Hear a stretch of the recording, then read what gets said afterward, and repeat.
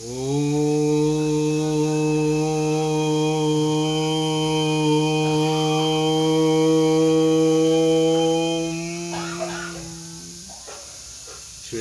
सद्गुरुभ्यो नमः। ओम श्री परमात्मने नमः। अथाष्टोदशोऽध्यायः। अर्जुन उवाच संन्यासस्य महाबाहो तत्त्वमिच्छामि वेदितुं त्यागस्य च ऋषिकेश पृथक् केशी निषूदन। अर्जुन बोले, हे महाबाहो, हे ऋषिकेश, हे केशी निषूदन, मैं संन्यास और त्याग का तत्व अलग अलग जानना चाहता हूँ। विवेक द्वारा प्रकृति से अपना सर्वथा संबंध विच्छेद कर लेने का नाम संन्यास सांख्य योग है और कर्म तथा फल की आसक्ति छोड़ने का नाम त्याग कर्म योग है। श्री भगवानुवाच काम्ययानां कर्मणान्यासं संन्यासं कवयो विदुः सर्वकर्म फलत्यागं प्राहुस्त्यागं विचक्षणाः त्याज्यं दोषवदित्येके कर्म प्राहुर्मनीषिणः यज्जदानतपः कर्म न त्याज्यमिति चापरे। श्री भगवान बोले, कई विद्वान काम्य कर्मों के त्याग को संन्यास समझते हैं और कई विद्वान संपूर्ण कर्मों के फल के त्याग को त्याग कहते हैं। कई विद्वान ऐसा कहते हैं कि कर्मों को दोष की तरह छोड़ देना चाहिए और कई विद्वान ऐसा कहते हैं कि यज्ञ, दान और तप रूप का कर्मों का त्याग नहीं करना चाहिए। निश्चयं शृणु मे तत्तु त्यागे भवत सत्तमा त्यागो हि पशव्याघ्र त्रिविधः समप्रकीर्तितः। हे भरतवंशियों में श्रेष्ठ अर्जुन, तू संन्यास और त्याग इन दोनों में से पहले त्याग के विषय में मेरा निश्चय सुन, क्योंकि हे पुरुष श्रेष्ठ, त्याग 3 प्रकार का कहा गया है। यज्ञदान तपः कर्म न त्याज्यं कार्यमेव तत् यज्ञोद्यानं तपश्चैव पावनानि मनीषिणाम्। यज्ञ, दान और तप रूप कर्मों का त्याग कभी नहीं करना चाहिए, प्रत्युत उनको तो करना ही चाहिए, क्योंकि यज्ञ, दान और तप ये तीनों ही कर्म मनीषियों को पवित्र करने वाले हैं। मनीषी का अर्थ है विचारशील। जो कर्म अपनी कोई कामना न रखकर दूसरों के हित के लिए किए जाते हैं, वे कर्म पवित्र करने वाले हो जाते हैं, अर्थात दुर्गुण, दुराचार, पाप आदि मल को दूर करके महान आनंद देने वाले हो जाते हैं। परंतु वे ही कर्म यदि अपनी कामना रखकर और दूसरों का हित करने के लिए किए जाएं, तो वे अपवित्र करने वाले अर्थात लोक परलोक में महान दुख देने वाले हो जाते हैं। एतान्यपि तु कर्माणि संगन्त्यक्त्वा फलानि च कर्तव्यानीति मे पार्थ निश्चितं मतमुत्तमम्। हे पार्थ, इन यज्ञ, दान और तप रूप कर्मों को तथा दूसरे भी कर्मों को आसक्ति और फलों की इच्छा का त्याग करके करना चाहिए। यह मेरा निश्चित किया हुआ उत्तम मत है। कर्मासक्ति और फलासक्ति ही खास बंधन है, जिससे छूटने पर ही मनुष्य योगारूढ़ होता है। गीता अध्याय 6 श्लोक क्रमांक 4। इसलिए इस श्लोक में कर्मासक्ति और फलासक्ति दोनों के त्याग की बात आई है। शुभ कर्म भी निष्काम भाव होने से कल्याण करने वाले होते हैं। यदि निष्काम भाव न हो तो शुभ कर्म भी बंधन कारक हो जाते हैं। ब्रह्म भुवन लोकः पुनरावर्तिनोऽर्जुन। गीता अध्याय 8 श्लोक क्रमांक 16। नियतस्य तु संन्यासः कर्मणो नोपपद्यते मोहात्तस्य परित्यागस्तामसः परिकीर्तितः। नियत कर्म का तो त्याग करना उचित नहीं है, उसका मोहपूर्वक त्याग करना तामस कहा गया है। शास्त्रों ने जिन कर्मों को करने की आज्ञा दी है वे सभी विहित कर्म कहलाते हैं। उन विहित कर्मों में भी वर्ण, आश्रम और परिस्थिति के अनुसार जिसके लिए जो कर्तव्य आवश्यक है उसके लिए वह नियत कर्म कहलाता है। विहित की अपेक्षा भी नियत कर्म में मनुष्य की विशेष जिम्मेवारी होती है। जैसे किसी को पहरे पर खड़ा कर दिया जाए अथवा जल पिलाने के लिए प्याऊ पर बैठा दिया जाए तो यह उसके लिए नियत कर्म हो गया। नियत कर्म के त्याग का अधिक दोष लगता है। नियत का त्याग करने से ही विप्लव होता है।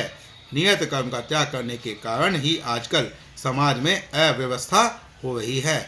अतः रुपए कम मिले या अधिक, सुख आराम कम मिले या अधिक, अपने नियत कर्म का कभी त्याग नहीं करना चाहिए। जिन नियत का मोहपूर्वक त्याग करना तामस है, जिसका फल अधोगति की प्राप्ति है। अधोगच्छन्ति तामसाः। गीता अध्याय 14 श्लोक क्रमांक 18। दुःखमित्येव यत्कर्म कायक्लेश भयात् त्यजेत् स कृत्वा राजसं त्यागं नैव त्यागफलं लभेत्। जो कुछ कर्म है वह दुख रूप ही है। ऐसा समझकर कोई शारीरिक परिश्रम के भय से उसका त्याग कर दे तो वह राजस त्याग करके भी त्याग के फल को नहीं पाता। त्याग का फल शांति है। त्यागात् शान्तिरनन्तरम्। गीता अध्याय 12 श्लोक क्रमांक 12। और राग का फल दुख है। रजसस्तु फलम दुःखम। गीता अध्याय 14 श्लोक क्रमांक 16। राजस मनुष्य को त्याग का फल शांति तो नहीं मिलती, पर राग का फल दुख तो अवश्य ही मिलता है। राजस मनुष्य त्याग करके भी उसके फल शांति को नहीं पाता, क्योंकि उसने जो त्याग किया है वह अपने सुख आराम के लिए ही किया है। ऐसा त्याग तो पशु पक्षी आदि भी करते हैं। अपने सुख आराम के लिए शुभ कर्मों का त्याग करने से राजस मनुष्य को उसका फल दंड रूप में अवश्य भोगना पड़ता है। कार्यमित्येव यत्कर्म नियतं क्रियते अर्जुन संत्यक्त्वा फलं चैव स त्यागः सात्विको मतः। हे अर्जुन, केवल कर्तव्य मात्र करना है ऐसा समझकर जो नियत कर्म, आसक्ति और फलेच्छा का त्याग करके किया जाता है वही सात्विक त्याग माना जाता है। राजस त्याग में शारीरिक परिश्रम से के भय से और तामस त्याग में मोहपूर्वक कर्मों का स्वरूप से त्याग किया जाता है, परंतु सात्विक त्याग में कर्मों का स्वरूप से त्याग नहीं किया जाता। प्रत्युत कर्मों को कर्तव्य मात्र समझकर निष्काम भाव से तत्परता पूर्वक किया जाता है।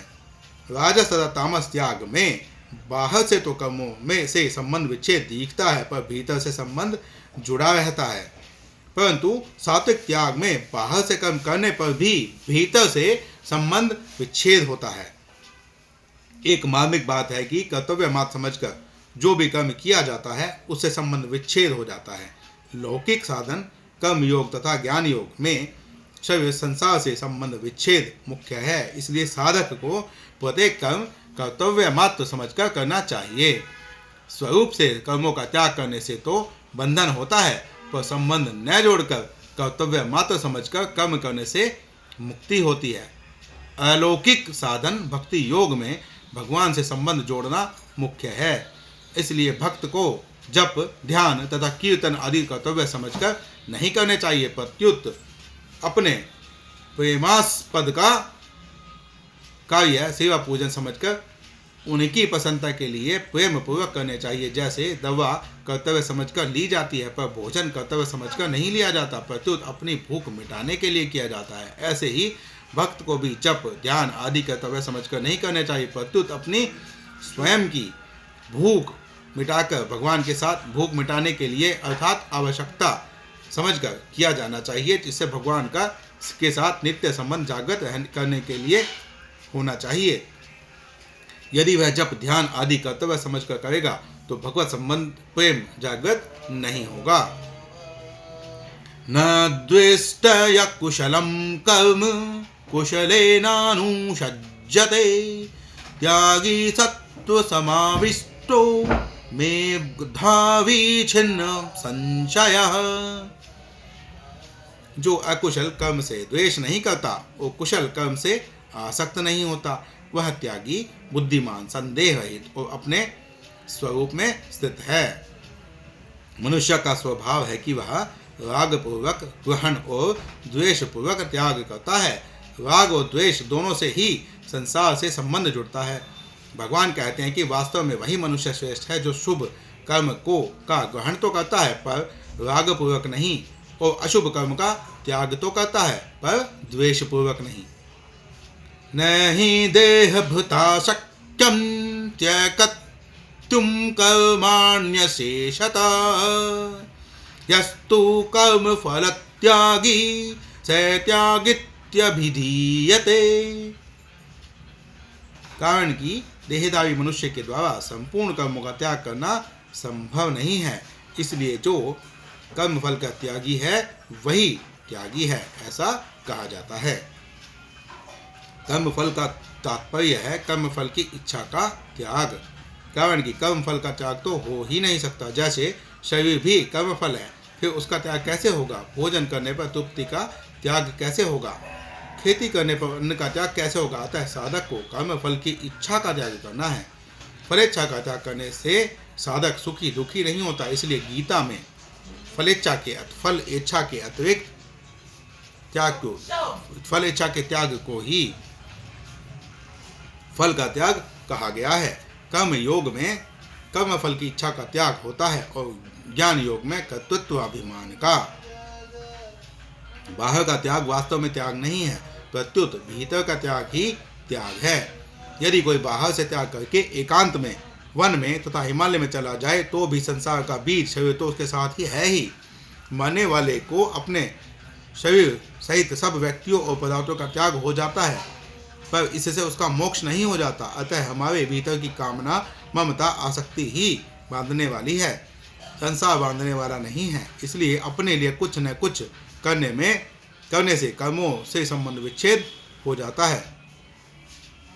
क्षमा कीजिए, इसलिए अपने लिए कुछ न करने से कर्मों से संबंध विच्छेद हो जाता है। यज्ञाया च तरक् कर्म समग्रं प्रविलीयते।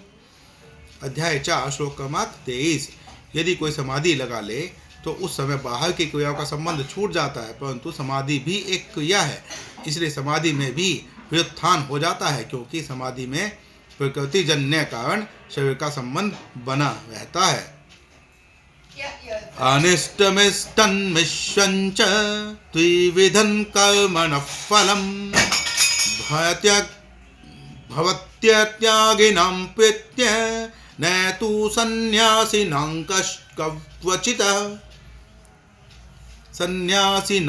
क्वचित्। कर्मफल का त्याग न करने वाले मनुष्यों को कर्मफलों का इष्ट, अनिष्ट और मिश्रित ऐसे 3 प्रकार का फल मरने के बाद भी होता है, परंतु कर्मफल का त्याग करने वालों को कहीं भी नहीं होता। जिस परिस्थिति को मनुष्य चाहता है वह इष्ट अनुकूल कर्मफल है, जिस परिस्थिति को मनुष्य नहीं चाहता वह अनिष्ट प्रतिकूल कर्मफल है, और जिससे कुछ भाग इष्ट का और कुछ भाग अनिष्ट का होता है वह मिश्रित कर्मफल है। वास्तव में देखा जाए तो संसार में प्रायः मिश्रित ही फल होता है, अर्थात इष्ट में भी आंशिक अनिष्ट और अनिष्ट में भी आंशिक इष्ट रहता ही है। जो मनुष्य फल की इच्छा रखकर कर्म करते हैं उन्हें उपयुक्त तीनों कर्मफल अनुकूल और प्रतिकूल परिस्थिति में रूप में प्राप्त होते हैं, जिससे वे सुखी दुखी होते रहते हैं। अनुकूल परिस्थिति में सुखी होना और प्रतिकूल परिस्थिति से दुखी होना ही बंधन है, परंतु फलेच्छा का त्याग करके कार्य करने वाले मनुष्यों को इस जन्म में या मरने के बाद भी कर्मफल भोगना ही पड़ता है। पूर्व जन्म में किए हुए कर्मों के अनुसार इस जन्म में उसके सामने प्रतिकूल, अनुकूल या प्रतिकूल परिस्थिति तो आती है, पर वे उससे सुखी दुखी नहीं होते। पंचैतानि महाबाहो कारणानि निबोध में सांख्ये कृतान्ते प्रोक्तानि अध्यस्तानि सिद्धये सर्वकर्मणाम्। हे महाबाहो, कर्मों का अंत करने वाले सांख्य सिद्धांत में संपूर्ण कर्मों की सिद्धि के लिए ये 5 कारण बताए गए हैं। इनको तू मुझसे समझ। अधिष्ठानं तथा कर्ता करणं च पृथग्विधम् विविधाश्च पृथक् चेष्टा दैवं चैवात्र पंचमम्। इनमें कर्मों की सिद्धि में अधिष्ठान तथा कर्ता और अनेक प्रकार के कारण एवं विविध प्रकार की अलग अलग चेष्टाएं और वैसे ही 5वां कारण दैव संस्कार है। यहाँ आत्मा को एकता बताने के लिए 5 कारणों का वर्णन किया गया है। इन 5 में कर्तृत्व का त्याग होने पर कर्मों का अंत संबंध विच्छेद हो जाता है। कर्मों की सिद्धि वे 5 कारण इस प्रकार हैं। अधिष्ठान अर्थात शरीर, कर्ता अप्रकृति के अहंकार के साथ संबंध जोड़ने वाला अविवेकी मनुष्य, अर्थात प्रकृति के से होने वाले कार्य को वह जब मनुष्य यह सोचता है कि ये कार्य मैं कर रहा हूँ तो वहाँ पर कर्ता भाव आ जाता है। कारण 5 कर्मेंद्रिया, 5 ज्ञानेंद्रिया और मन, बुद्धि तथा अहंकार ये 13 कारण होते हैं जिसको हम करण कहते हैं। कर्णों की अलग अलग चेष्टाएं और 5वां स्वभाव अथवा अंतःकरण के अच्छे बुरे संस्कार, क्रिया का वेग और स्वभाव दोनों एक ही हैं। स्वभावस्तु प्रवर्तते, गीता अध्याय 5 श्लोक क्रमांक 14। यहाँ पर जो क्रिया का वेग कहा गया है वह हमारे स्वभाव के कारण जो कार्य हो जाते हैं उसे क्रिया का वेग कहा जाता है। क्रिया का वेग पूर्व जन्म के प्रारब्ध और इस जन्म के संस्कारों से मिलकर बनता है। शरीर वांग मनोभिर्य यत्कर्म प्रभवते नरः। शरीर वांग मनोभिर्यत् कर्म प्रभवते नरः। न्यायं वा विपरीतं वा पंचैते तस्य हेतवः। मनुष्य शरीर, वाणी और मन के द्वारा शास्त्र विहित अथवा शास्त्र विरुद्ध जो कुछ भी कर्म आरंभ होता है उसके ये पूर्वोक्त 5 हेतु होते हैं। तत्रैवं सति कर्तारमात्मानं केवलं तु यः पश्यत्यकृत बुद्धित्वान् न स पश्यति दुर्मति। परंतु ऐसे 5 हेतुओं के होने पर भी जो उस कर्मों के विषय में केवल शुद्ध आत्मा को कर्ता देखता है वह दुष्ट बुद्धि वाला ठीक नहीं देखता, क्योंकि उसकी बुद्धि शुद्ध नहीं है, अर्थात उसने विवेक को महत्व नहीं दिया है। व्याख्या। इन सब कारणों में कर्ता मुख्य है। कर्ता में चेतन की झलक आती है, अन्य कारकों में नहीं। वास्तव में कर्ता नाम चेतन का नहीं है, प्रत्युत चेतन द्वारा जड़ से माने हुए संबंध का है। अहंकार विमूढ़ात्मा कर्ताहमिति मन्यते। गीता अध्याय 3 श्लोक क्रमांक 27। इसलिए भगवान ने प्रस्तुत श्लोक में अपने वास्तविक स्वरूप चेतन को कर्ता मानने वाले की निंदा की है। स्वरूप में कर्तृत्व और भोक्तृत्व दोनों ही नहीं है। गीता अध्याय 13 श्लोक क्रमांक 31। मूल ये नहीं है तभी इसका त्याग होता है। वास्तव में कर्ता कोई नहीं है, न चेतन कर्ता है न जड़। यदि किसी को कर्ता मानना ही पड़े तो साधक के लिए यही उचित है कि वह जड़ को कर्ता माने। गीता में भगवान ने कर्मों के होने में 5 कारण बताए हैं। 1 प्रकृति, अध्याय 3 श्लोक क्रमांक 27, अध्याय 13 श्लोक क्रमांक 29। गुण, अध्याय 3 श्लोक क्रमांक 28, अध्याय 18 श्लोक क्रमांक 19। 3 इंद्रियां, अध्याय 5 श्लोक क्रमांक 9। 4 स्वभाव, अध्याय 5 श्लोक क्रमांक 18, अध्याय 3 श्लोक क्रमांक 33 और 5 हेतु, अध्याय 18 श्लोक क्रमांक 14। वास्तव में कर्मों के होने में मूल कारण एक प्रकृति ही है। अतः कर्तृत्व प्रकृति में ही है, स्वरूप में नहीं। साधक खाने पीने, सोने जागने आदि लौकिक क्रियाओं को तो विचार द्वारा प्रकृति में होने वाली सुगमता से मान सकता है, पर वह जप, ध्यान, समाधि आदि पारमार्थिक क्रियाओं को अपने द्वारा होने वाली तथा अपने लिए मानता है, तो यह वास्तव में साधक के लिए बाधक है।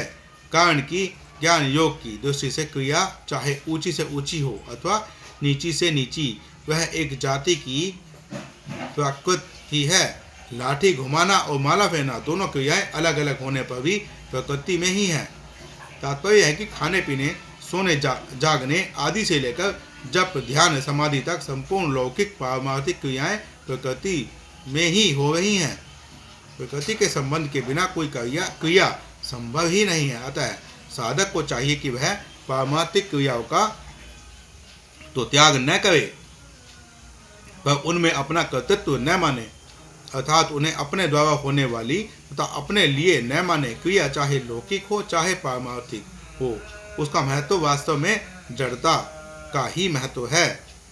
शास्त्र विहित होने के कारण पारमार्थिक क्रियाओं का अंतःकरण में जो विशेष महत्व रहता है, वह भी जड़ता का ही महत्व होने से साधक के लिए बाधक है। भगवान के लिए की गई उपासना में भगवत कृपा की प्रधानता होती है, इसलिए इसमें भी साधक का कर्तृत्व नहीं है। पारमार्थिक क्रियाओं का उद्देश्य परमात्मा होने से वे कल्याणकारक हो जाती हैं। ज्यों ज्यों क्रिया की गौणता और भगवत संबंध की मुख्यता होती है, त्यों त्यों अधिक लाभ होता है।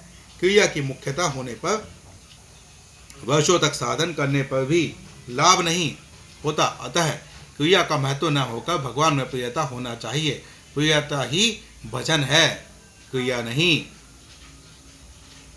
यस्य नाहंकृतो भावो बुद्धिर्यस्य न लिप्यते हत्वापि स इमान् लोकान् न हन्ति न निबध्यते। जिसका अहंकृत भाव, मैं कहता हूँ, ऐसा भाव नहीं है और जिसकी बुद्धि लिप्त नहीं होती, वह युद्ध में इन संपूर्ण प्राणियों को मारकर भी न मारता है और न बंधता है। अहंकृत भाव नहीं होने का तात्पर्य है अहंताहित होना, अर्थात मैं कहता हूँ ऐसा भाव न होना। बुद्धि लिप्त नहीं होने का तात्पर्य है कामना, ममता और स्वार्थ भाव से रहित होना, अर्थात मैं भोगता हूँ ऐसा भाव न होना। स्वरूप में न कर्तापन न भोक्तापन, केवल जड़ शरीर के साथ संबंध मानकर जीव जिस अहंकार भाव को स्वीकार करता है, उसी अहंकार भाव से उसमें कर्तापन और भोक्तापन आ जाता है। अर्जुन ने कहा था कि इन आताताइयों को और गुरुजनों को मारने से हमें पाप लगेगा। गीता अध्याय 2 श्लोक क्रमांक 36, अध्याय 2 श्लोक क्रमांक 5।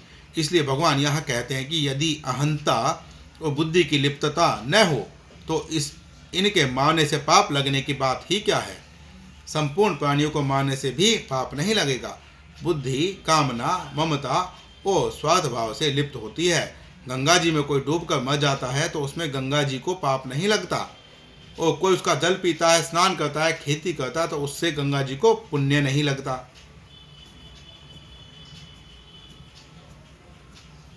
कारण कि गंगा जी में अहंकृत भाव और बुद्धि की लिप्तता नहीं है। डॉक्टर में कामना, ममता और स्वार्थ बुद्धि नहीं होती, तो ऑपरेशन में रोगी का अंग काटने पर भी उसे पाप नहीं लगता। ज्ञान योग से अहंकृत भाव का नाश होता है और कर्म योग से बुद्धि की लिप्तता का नाश होता है। दोनों में से किसी एक का नाश होने पर दूसरा भी स्वतः नष्ट हो जाता है। अहंकृत भाव के कारण ही जीव में भोग और मोक्ष की इच्छा पैदा होती है। अहंकृत भाव मिटने से भोगेच्छा भी मिट जाती है। भोगेच्छा मिटने पर मोक्ष की इच्छा स्वतः पूरी हो जाती है, क्योंकि मोक्ष स्वतः सिद्ध है। ज्ञानम ज्ञेयं परिज्ञाता विविधा कर्म चोदना करणं कर्म कर्तेति द्विविध कर्म संगः।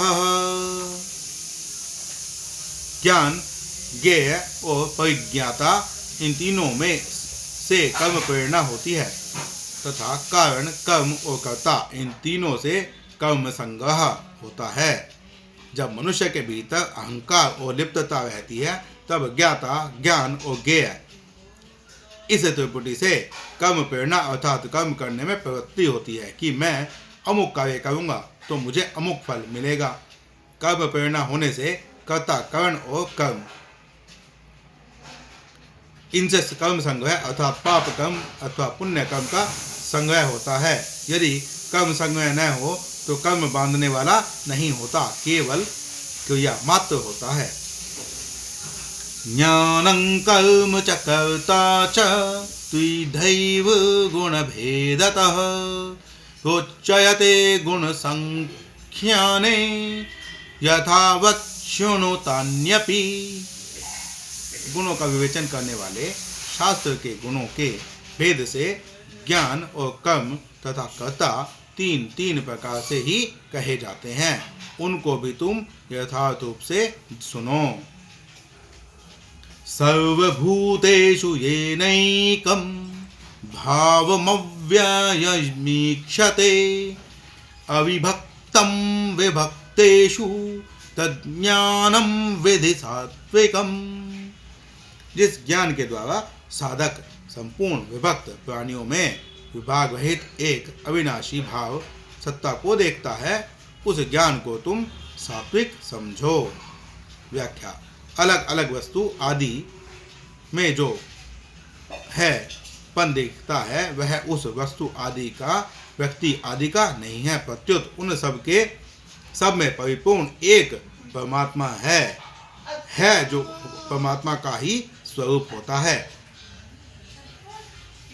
क्योंकि परमात्मा था या होगा में नहीं आता, वो है में ही आता है। क्योंकि जो है वो रहेगा ही, वो था ही। इसलिए हम था कहें तो भी पूरा नहीं पड़ेगा और होगा कहें तो भी पूरा नहीं पड़ेगा। है कहें तो प्रति क्षण वो है, हर क्षण में है, तो वो कभी नहीं था ऐसा हम नहीं बोल सकते।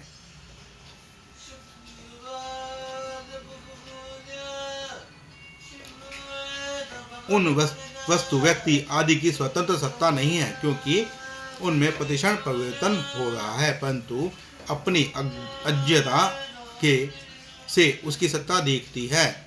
जब अज्ञता मिट जाती है तब अलग अलग वस्तु, व्यक्ति आदि का अलग अलग ज्ञान और यथा योग्य अलग अलग व्यवहार होते हुए भी वह उनमें परिपूर्ण एक निर्विकार तत्व को देखता है। साधक की दृष्टि में प्राणियों की भी सत्ता रहने के कारण वह सात्विक ज्ञान विवेक कहा जाता है। यदि उसकी दृष्टि में प्राणियों की सत्ता न रहे, केवल एक अविनाशी सत्ता ही रहे, तो यह गुणातीत तत्व ज्ञान ब्रह्म की प्राप्ति ही है। वह अविनाशी सत्ता सब जगह समान रूप से विद्यमान है। उस सत्ता के साथ हमारी स्वाभाविक एकता है। पृथक्त्वेन तु यज्ञानं नाना भावान् पृथग्विधान् वेत्ति सर्वेषु भूतेषु तज्ज्ञानं विधिराजसम्। परंतु जो ज्ञान अर्थात जिस ज्ञान के द्वारा मनुष्य संपूर्ण प्राणियों में अलग अलग रूप से अनेक भावों को अलग अलग जानता है, उस ज्ञान को तुम राजस समझो। राजस ज्ञान में राग की मुख्यता होती है। क्रिया, पदार्थ और व्यक्ति को सत्ता देकर उसके साथ राग पूर्वक संबंध जोड़ने के कारण सब अलग अलग दिखते हैं। यत्तु कृत्सनवदेकस्मिन् कार्ये सक्तं हेतुकम् अतत्त्वार्थवदल्पं च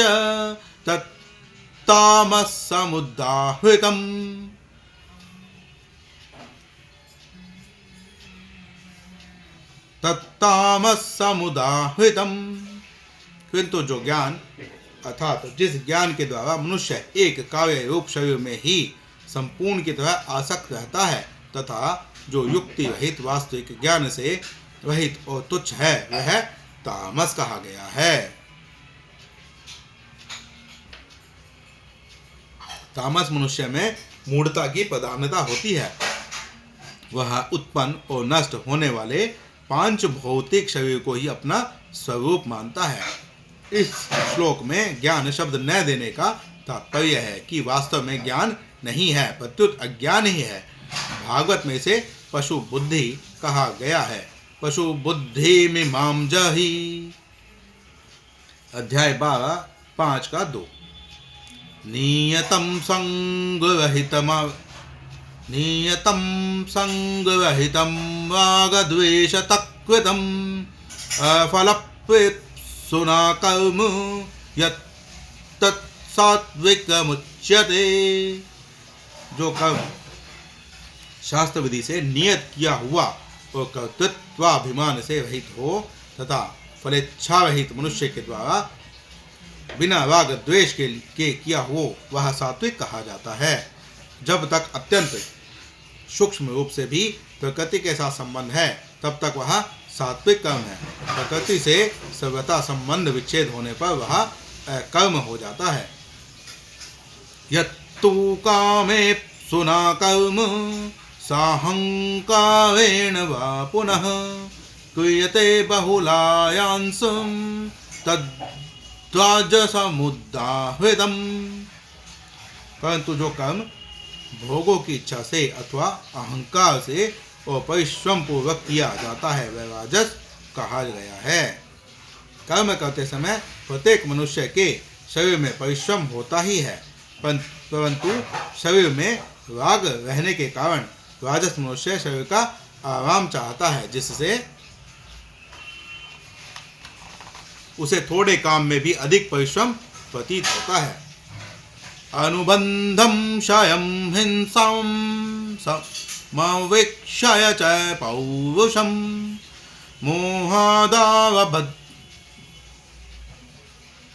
अनुबंधं क्षयं हिंसामनवेक्षय च पौरुषं मोहादावभयते कर्म यत्तत्तामसमुच्यते। जो कर्म परिणाम हानि और हिंसा और सामर्थ्य को न देखकर मोहपूर्वक आरंभ किया जाता है वह तामस कहा गया है। तामस मनुष्य अपनी शक्ति परिणाम आदि का विचार न करके मूढ़ता से काम करता है। वह स्वाभाविक ही ऐसे काम करता है जिनसे दूसरों को बाधा पहुँचे, जैसे रास्ते में खड़े होकर बात करने लग जाना, रास्ते में वाहन आदि खड़े कर देना, दरवाजे के बीच में खड़े हो जाना आदि आदि। दूसरों को लगने वाली बाधा की तरफ उसका ध्यान जाता ही नहीं।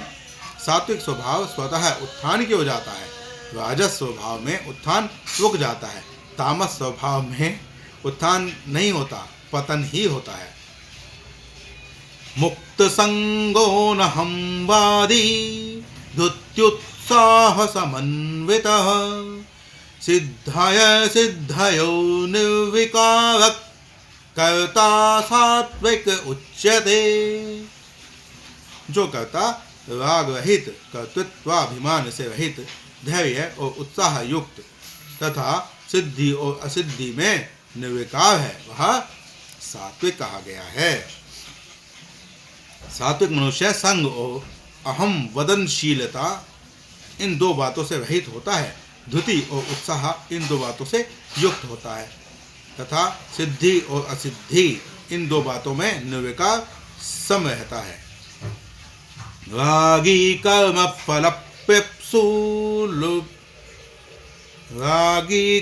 फलप्रेप्सु लुब्धो हिंसात्मको शुचिः हर्ष शोकान्वितः कर्ता राजसः फल परिकीर्तितः। जो कर्ता रागी कर्म फल की इच्छा वाला, लोभी, हिंसा के स्वभाव वाला, अशुद्ध और हर्ष शोक से युक्त है वह राजस कहा गया है। अयुक्तः प्राकृतः शब्दस् अयुक्तः प्राकृतः सप्तब्ध षष्ठो नैष्कृतिको लसः विषादी दीर्घसूत्री च कर्ता तामस उच्यते।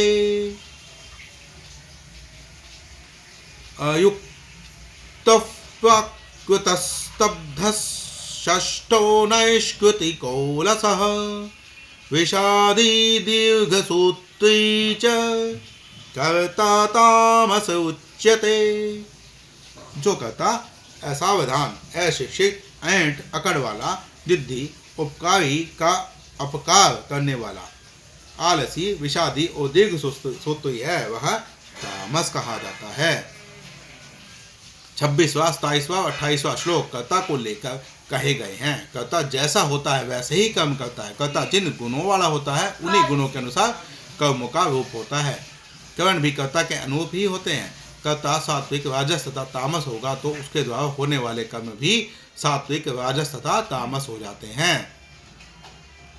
बुद्धिर्भेदं धृतैश्चैव गुणतस्त्रिविधं शृणु प्रोच्यमानमने। बुद्धिर्भेदं धृतैश्चैव गुणतस्त्रिविधं शृणु प्रोच्यमानमशेषेण पृथक्त्वेन धनंजय। हे धनंजय, अब तू गुणों के अनुसार बुद्धि और धृति के 3 प्रकार के भेद अलग अलग रूप से सुन, जो कि मेरे द्वारा पूर्ण रूप से कहे जा रहे हैं। मनुष्य कोई भी कार्य करता है बुद्धि पूर्वक ही करता है। उस कार्य की सिद्धि के लिए धृति की अत्यंत आवश्यकता है। धृति अर्थात धारण शक्ति के बिना बुद्धि अपने निश्चय पर दृढ़ नहीं रह सकती। यदि मनुष्य की बुद्धि में विचार शक्ति तेज है और उसे धारण करने की शक्ति श्रेष्ठ है तो उसकी बुद्धि अपने निश्चित किए हुए लक्ष्य से विचलित नहीं होती, जिससे उसका कार्य सिद्ध हो जाता है। प्रवर्तिंच निवर्तिंच कार्ये कार्ये भयाभये बंधं मोक्षं च या वेत्ति बुद्धिः सा पार्थ सात्विकी। हे पृथानंदन, जो बुद्धि प्रवृत्ति और निवृत्ति को, कर्तव्य और अकर्तव्य को, भय को और अभय को तथा बंधन और मोक्ष को जानती है वह बुद्धि सात्विकी है। प्रवृत्ति और निवृत्ति को, कर्तव्य और अकर्तव्य को, भय और अभय को तथा बंधन और मोक्ष को, दोनों को जानने का तात्पर्य संसार से संबंध विच्छेद से ही है। अगर संसार से संबंध विच्छेद न हो तो जानना वास्तव में जानना नहीं है, प्रत्युत सीखना है। गीता का सात्विक गुण गुणातीत करने वाला, संसार से संबंध विच्छेद करने वाला है, इसलिए इसमें बंधन और मोक्ष तक का विचार होता है। बंध मोक्ष च तथा बंधम मोक्षं च या वेत्ति। सात्विकी बुद्धि में वह विवेक होता है जो तत्व ज्ञान में परिणत होता है। विवेकवती बुद्धि ही यह जानती है कि ब्रह्मलोक की प्राप्ति तक सब बंधन है। यया धर्ममधर्मं च कार्यं च कार्यमेव च अयथावत् प्रजानाति बुद्धिः सा पार्थ राजसी।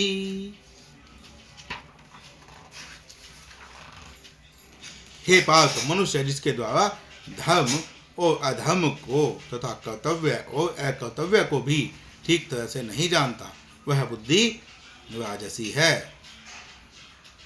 जैसे जल में मिट्टी घुल जाने से जल में स्वच्छता निर्मलता नहीं रहती, ऐसे ही बुद्धि में रजोगुण राग आ जाने से बुद्धि में उतनी स्वच्छता निर्मलता नहीं रहती। इसलिए धर्म अधर्म आदि को समझने में कठिनता पड़ती है। जो मनुष्य धर्म अधर्म तथा कर्तव्य अकर्तव्य को ठीक तरह से नहीं जानता, वह बंधन और मोक्ष को कैसे जानेगा? नहीं जान सकता। बुद्धि रागात्मिका होने से वह इनको ठीक तरह से नहीं जानता, क्योंकि राग की मुख्यता होने से वह विवेक को महत्व नहीं दे पाता। उत्पत्ति विनाशशील वस्तुओं का रंग चढ़ने से उसका विवेक लुप्त हो जाता है। अधर्मं धर्ममिति या मन्यते तमसावृता सवाथान् विपरीतांश्च बुद्धिः सा पार्थ तामसी। हे पृथानंदन, तमोगुण से घिरी हुई जो बुद्धि अधर्म को धर्म ऐसा मान लेती है, वो संपूर्ण चीजों को उल्टा मान लेती है, वह तामसी है। अर्थात सही गलत का भेद ही ना कर पाना या उसके बारे में सोचना ही नहीं। जिसकी बुद्धि तामसी होती है उन्हें व्यवहार और परमात्मा में सब जगह उल्टा ही दिखता है। उसका प्रत्यक्ष उदाहरण वर्तमान में देखने में आ रहा है। जैसे पशुओं के विनाश को मांस का उत्पादन कहा जाता है, गर्भपात रूपी महापाप को और मनुष्य की उत्पादक शक्ति के विनाश को परिवार कल्याण कहा जाता है। स्त्रियों की उच्छृंखलता को मर्यादा के नाश को नारी मुक्ति कहा जाता है। पहले स्त्री घर की स्वामिनी गृहलक्ष्मी होती थी, अब घर के बाहर अनेक पुरुषों की दासता नौकरी करने को नारी की स्वाधीनता कहा जाता है। बालकों को स्कूल में भर्ती करने के लिए दी गई रिश्वत घूस को दान डोनेशन कहा जाता है। धार्मिकता को सांप्रदायिकता और धर्म विरुद्ध को धर्म निरपेक्ष कहा जाता है। जब विनाश काल समीप आता है तभी ऐसी विपरीत तामसी बुद्धि उत्पन्न होती है।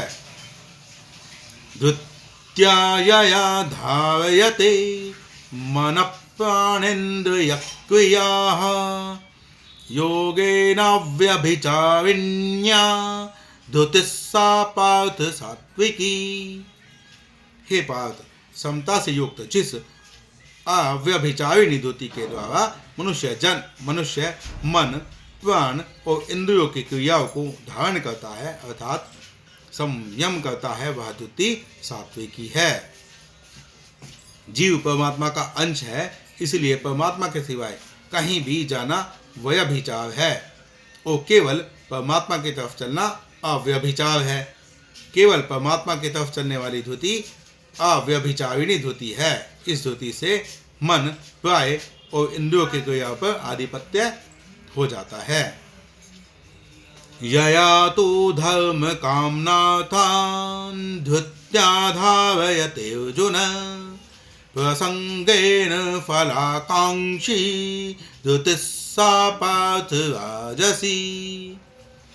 हे पृथानंदन अर्जुन, फल की इच्छा वाला मनुष्य जिस धृति के द्वारा धर्म काम और धन को अत्यंत आसक्ति पूर्वक धारण करता है वह धृति राजसी है। राजसी धारण शक्ति से मनुष्य अपनी विविध कामनाओं की पूर्ति के लिए ही धर्म का अनुष्ठान करता है, भोग पदार्थों को भोगता है और धन का संग्रह करता है। संसार में अत्यंत राग आसक्ति होने के कारण राजस मनुष्य जो कुछ भी शुभ कर्म करता है उसमें उसकी यही कामना रहती है कि वह इस कर्म से मुझे इस लोक में भी सुख आराम मान बढ़ाई आदर सत्कार आदि मिले और परलोक में भी सुख भोग मिले। यया स्वपनम भयं शोकम विषादम मदमेव च न विमुंचति दुर्मेधा धृतिः सा पार्थ तामसी। हे पार्थ, दुष्ट बुद्धि वाला मनुष्य जिस धृति के द्वारा निद्रा भय चिंता दुख और घमंड को भी नहीं छोड़ता अर्थात धारण किए रहता है वह धृति तामसी है। निद्रा भय चिंता दुख घमंड आदि दोष तो रहेंगे ही, ये दूर हो ही नहीं सकते। ऐसा निश्चय करने वाला तामस मनुष्य दुर्मेधा है। ऐसे मनुष्यों का दोषों को छोड़ने की तरफ ध्यान ही नहीं जाता, छोड़ने की हिम्मत ही नहीं होती, प्रत्युत वे इसको स्वाभाविक ही धारण किए रहते हैं। इन दोषों को छोड़ने से भला होगा यह बात उसकी समझ में आती ही नहीं। सुखं त्विदानीं त्रिविधं शृणु मे भरतर्षभ अभ्यासाद्रमते यत् दुःखान्तं च निगच्छति यत्तगद्वे विषमीव परिणामे मृतोपमं तत्सुखं सात्विकं प्रोक्तमात्मबुद्धि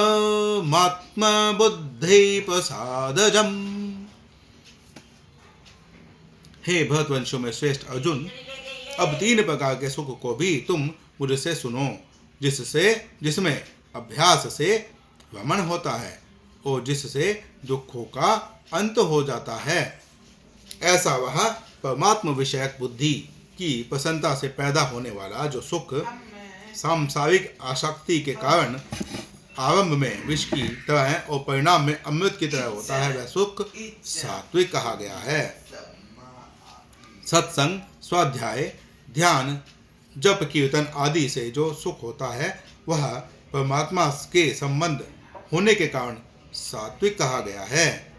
कारण कि वह सुख मान बढ़ाई सुख, आराम, रुपए, भोग आदि विषेंद्रिय संबंध का राजस भी नहीं है और प्रमाद, आलस्य, निद्रा का तामस भी नहीं है। पूर्व पक्ष 14वें अध्याय में तो सात्विक सुख को बांधने वाला बताया था। सुख संघेन बध्नाति, पर यहाँ उसे दुखों का नाश करने वाला बताते हैं। दुखांतं च निगच्छति, इसका सामंजस्य कैसे करेंगे? उत्तर पक्ष, इसका तात्पर्य यह है कि सात्विक सुख में रमण भोग करने से वह बांधने वाला हो जाता है, अर्थात गुणातीत नहीं होने देता। यदि रमण न करे तो वह सात्विक सुख दुखों का नाश करने वाला हो जाता है। सुख भोगने से दुखों का नाश नहीं होता, भोग का त्याग करने से ही योग होता है। इसलिए सात्विक सुख से भी असंगता होनी चाहिए। संग होने से बंधन कारक रजोगुण आ जाता है। सत्व गुण में रजोगुण आने से पतन होता है। विवेक को महत्व न देने के कारण सात्विक सुख आरंभ में विष की तरह दिखता है। राजस मनुष्य विवेक को महत्व नहीं देता, अतः सात्विक सुख का आरंभ में विष की तरह दिखना राजस अपना है। तात्पर्य है कि सात्विक सुख दुखदायी नहीं होता, प्रत्युत मनुष्य की बुद्धि में राजस अपना होने से सात्विक दुख भी उसको विष की तरह दुखदायी दिखता है। उसका उद्देश्य तो सात्विक सुख का है, पर भीतर राजस सुख में राग है। विषयेन्द्रिय संयोगात् यत्तग्रे मृतोपमम्, विषयेन्द्रिय संयोगात् यत्तग्रे मृतोपमम्, परिणामे विषमिव तत्सुखम राजसं सम्मतम्। जो सुख इंद्रियों और विषयों के संयोग से होता है वह आरंभ में अमृत की तरह और परिणाम में विष की तरह प्रतीत होता है, अतः वह सुख राजस कहा गया है। जैसे भोजन आरंभ में बहुत प्रिय लगता है, पर भोजन करते करते जब पेट भर जाता है, भोजन करने की शक्ति क्षीण हो जाती है, तब उसमें अरुचि हो जाती है। फिर जो भोजन आरंभ में सुख देने वाला प्रतीत होता था वही दुख देने वाला हो जाता है। उस समय कोई व्यक्ति जबरदस्ती खिलाए तो वह शत्रु की तरह प्रतीत होता है। यही बात सभी सांसारिक भोगों में लागू होती है। कोई भी सांसारिक सुख अखंड नहीं रहता। आरंभ में सांसारिक सुख अमृत की तरह बहुत प्रिय लगता है, परंतु उसे भोगते भोगते जब परिणाम में वह सुख निरस्ता में परिणत हो जाता है, तब उस सुख से बिल्कुल अरुचि हो जाती है। तब वही सुख विष की तरह दुखदायी हो जाता है। अविवेकी मनुष्य आरंभ को ही महत्व देता है। आरंभ तो सदा रहता नहीं, पर उसकी कामना सदा रहती है, जो संपूर्ण दुखों का कारण है। परिणाम को देखने की योग्यता मनुष्य में ही है। परिणाम को न देखना पशुता है। इसलिए विवेकी मनुष्य आरंभ को न देखकर परिणाम को देखता है। इसलिए वह भोगों में नहीं आसक्त होता। न तेषु रमते बुधः। गीता अध्याय 5 श्लोक क्रमांक 22। वास्तव में आरंभ संयोग मुख्य नहीं है, प्रत्युत अंत वियोग ही मुख्य है। मनुष्य आरंभ काल को चाहता है, पर वह रहता नहीं, क्योंकि यह नियम है कि प्रत्येक आरंभ का अंत होता ही है। जिसका आरंभ और अंत होता है उसकी इच्छा से ही दुखों की उत्पत्ति होती है, परंतु राजसी वृत्ति के कारण आरंभ संयोग अथवा अच्छा प्रतीत होता है। यदि मनुष्य आरंभ काल को के सुख को महत्व न दे तो दुख कभी आएगा ही नहीं। आरंभ को देखने से भोग होता है और परिणाम को देखने से योग।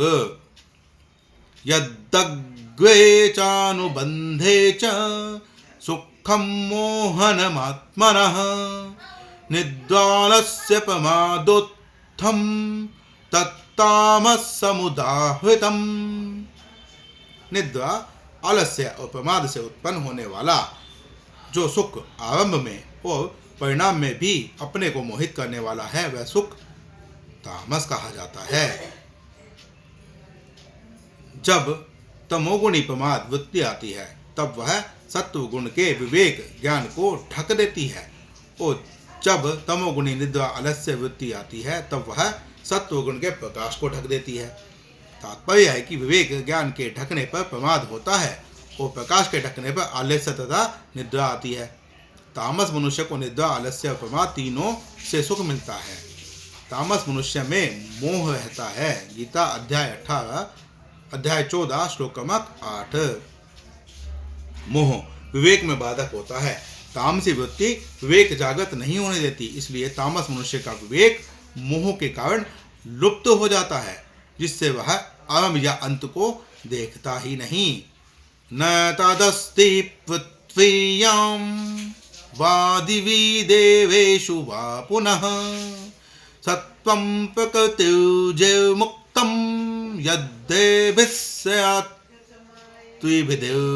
त्रिभिर्गुणैः।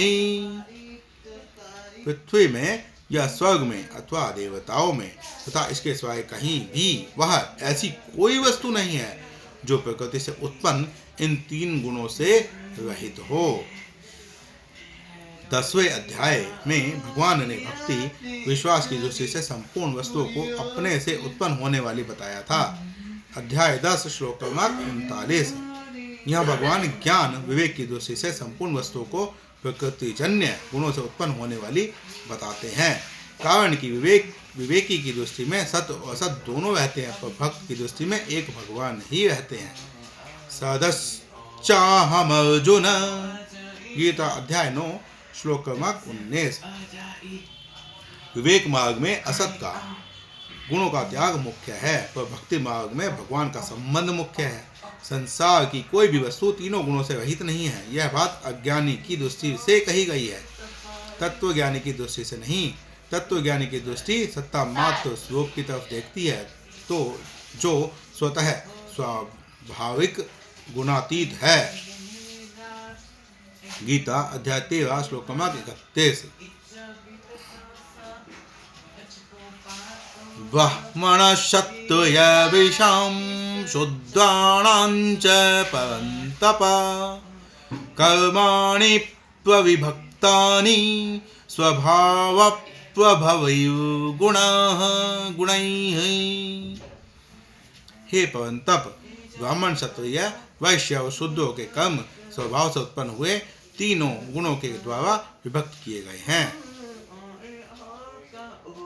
कर्म योग के प्रकरण में भगवान ने नियत कर्मों के त्याग को अनुचित बताते हुए फल तथा आसक्ति का त्याग करके नियत कर्मों को करने की बात कही। गीता जी अध्याय 18 श्लोक क्रमांक 7 से 9। और सांख्य योग के प्रकरण में नियत कर्म को कर्तृत्वाभिमान, फलेच्छा तथा राग द्वेष से रहित होकर करने की बात कही। गीता अध्याय 18 श्लोक क्रमांक 23। अब भगवान यह बताते हैं कि किस वर्ण के लिए कौन से कर्म नियत कर्म हैं और उन नियत कर्मों को कैसे किया जाए। मनुष्य जो कुछ भी कर्म करता है, उसके अंतःकरण में उस कर्म के संस्कार पड़ते हैं और उन संस्कारों के अनुसार उसका स्वभाव बनता है। इस प्रकार पूर्व के अनेक जन्मों में किए हुए कर्मों के संस्कारों के अनुसार मनुष्य का जैसा स्वभाव होता है, उसी के अनुसार उसमें सत्व, रज और तम तीनों गुणों की वृत्तियां उत्पन्न होती हैं। इन गुण वृत्तियों के तारतम्य के अनुसार ही ब्राह्मण, क्षत्रिय, वैश्य और शूद्र के कर्मों का विभाग किया जाता है। गीता अध्याय 4 श्लोक क्रमांक 13। कारण कि मनुष्य में जैसी गुण वृत्तियां होती हैं, वैसा ही वह कर्म करता है। 4थे अध्याय में भगवान ने कहा था कि चारों वर्णों की रचना मैंने गुणों और कर्मों के विभाग पूर्वक की है। गुण कर्म विभागशः। अध्याय 4 श्लोक क्रमांक तेवा। पर यहाँ भगवान कहते हैं कि 4 वर्णों के कर्म स्वभाव से उत्पन्न हुए तीनों गुणों के द्वारा विभक्त किए गए हैं। स्वभाव प्रभाव गुणैः, इसका सामंजस्य कैसे करेंगे? चौथे अध्याय में तो 4 वर्णों के उत्पन्न होने की बात कही गई है और यहाँ 4 वर्णों के कर्मों की बात कही गई है। तात्पर्य यह हुआ कि चौथे अध्याय में भगवान ने बताया कि 4 वर्णों का जन्म वो जन्म के गुणों के अनुसार हुआ है और यहाँ बताते हैं कि जन्म के बाद 4 वर्णों के अमुक अमुक कर्म होने चाहिए जिससे अनुसार उसकी आगे गति होगी। अर्थात वर्ण के साथ एक कर्तव्य भी जन्म लेता है। शमोदमस्तपशौचं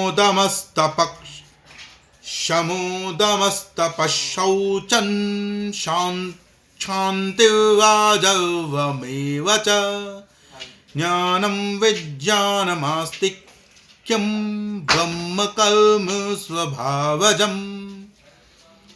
मन का निग्रह करना अर्थात शम, इंद्रियों को वश में करना अर्थात दम, धर्म पालन के लिए कष्ट सहना अर्थात तप, बाहर भीतर से शुद्ध रहना अर्थात शौच, दूसरों के अपराध को क्षमा करना अर्थात शांति, क्षमा, शरीर मन आदि में सरलता रखना, हृदय में शांति, वेद शास्त्र आदि का अध्ययन करना, ज्ञान, विशिष्ट ज्ञान, यज्ञ विधि को अनुभव में लाना और परमात्मा वेद आदि में आस्तिक भाव रखना, ये सब के सब ही ब्राह्मण के स्वाभाविक कर्म हैं। वर्ण परंपरा शुद्ध हो तो गुण ब्राह्मण में स्वाभाविक होते हैं, परंतु वर्ण परंपरा में अशुद्धि, वर्ण संकरता आने से पर ये गुण स्वाभाविक नहीं होते, इनमें कमी आ जाती है। पूर्व श्लोक में स्वभाव प्रभावैः गुणैः ही कहा, इसलिए यहाँ स्वभावज कर्म बताते हैं।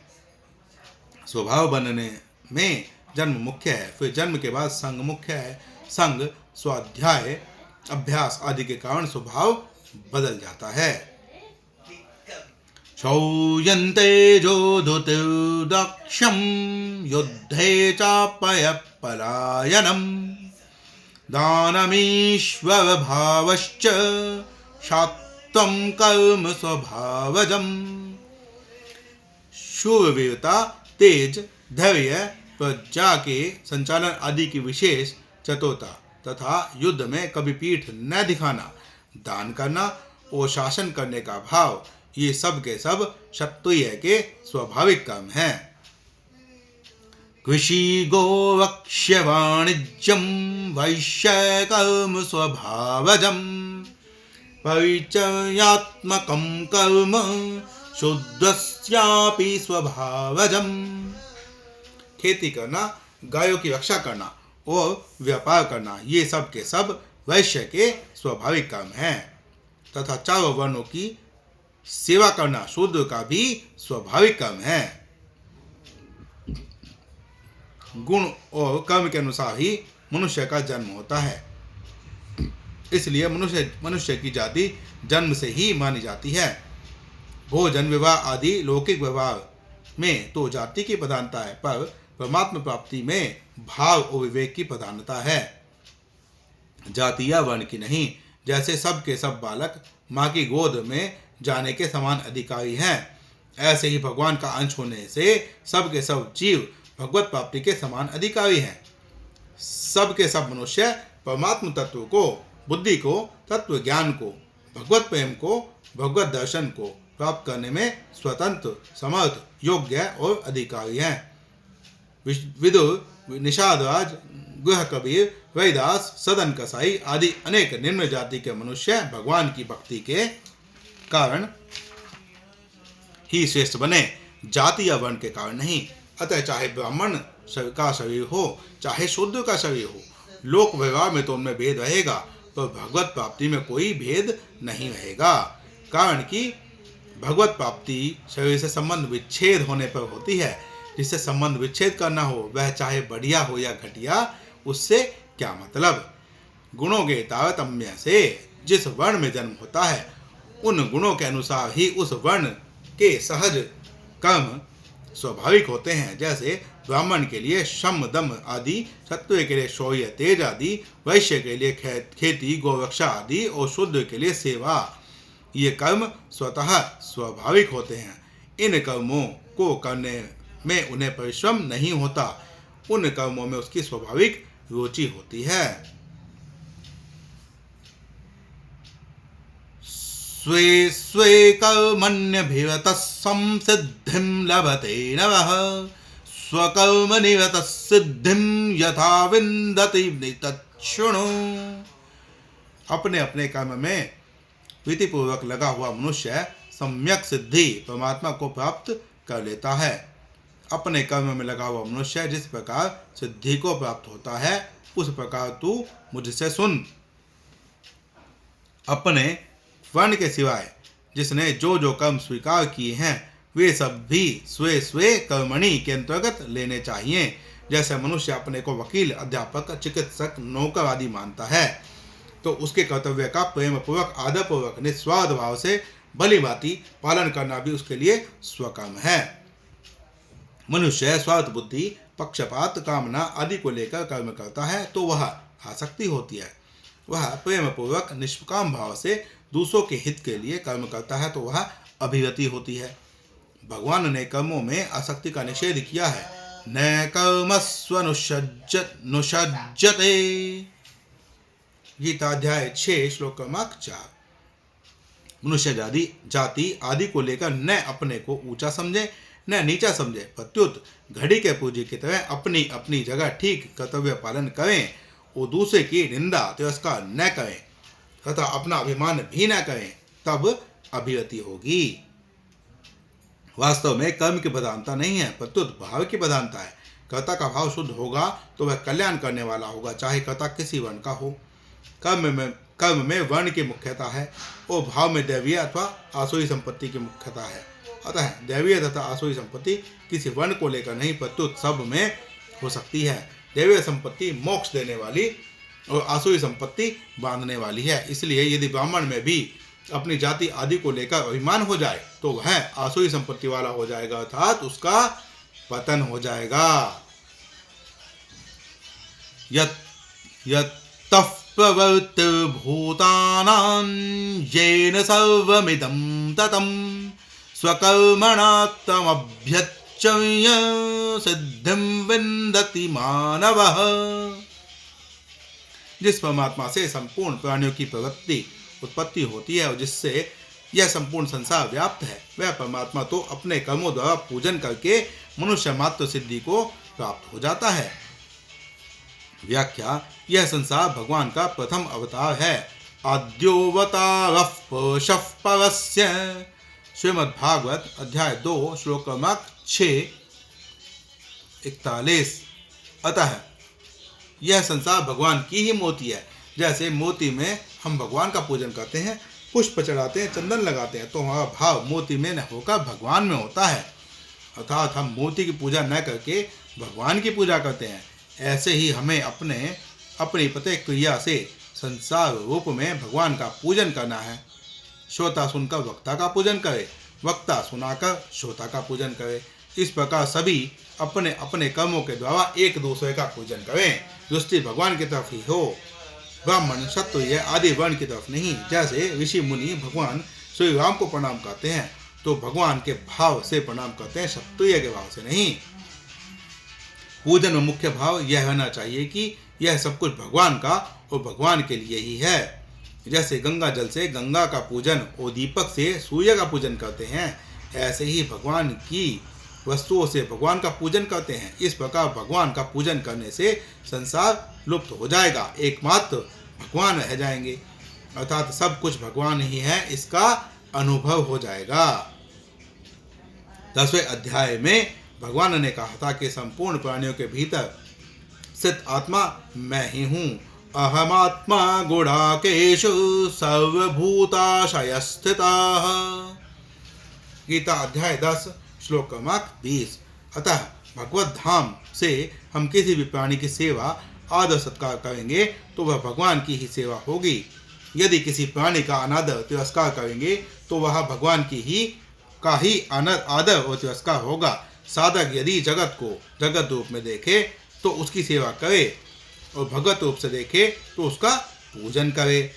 अपने लिए कुछ न करे, मात्र कर्म अपने लिए करना बंधन है।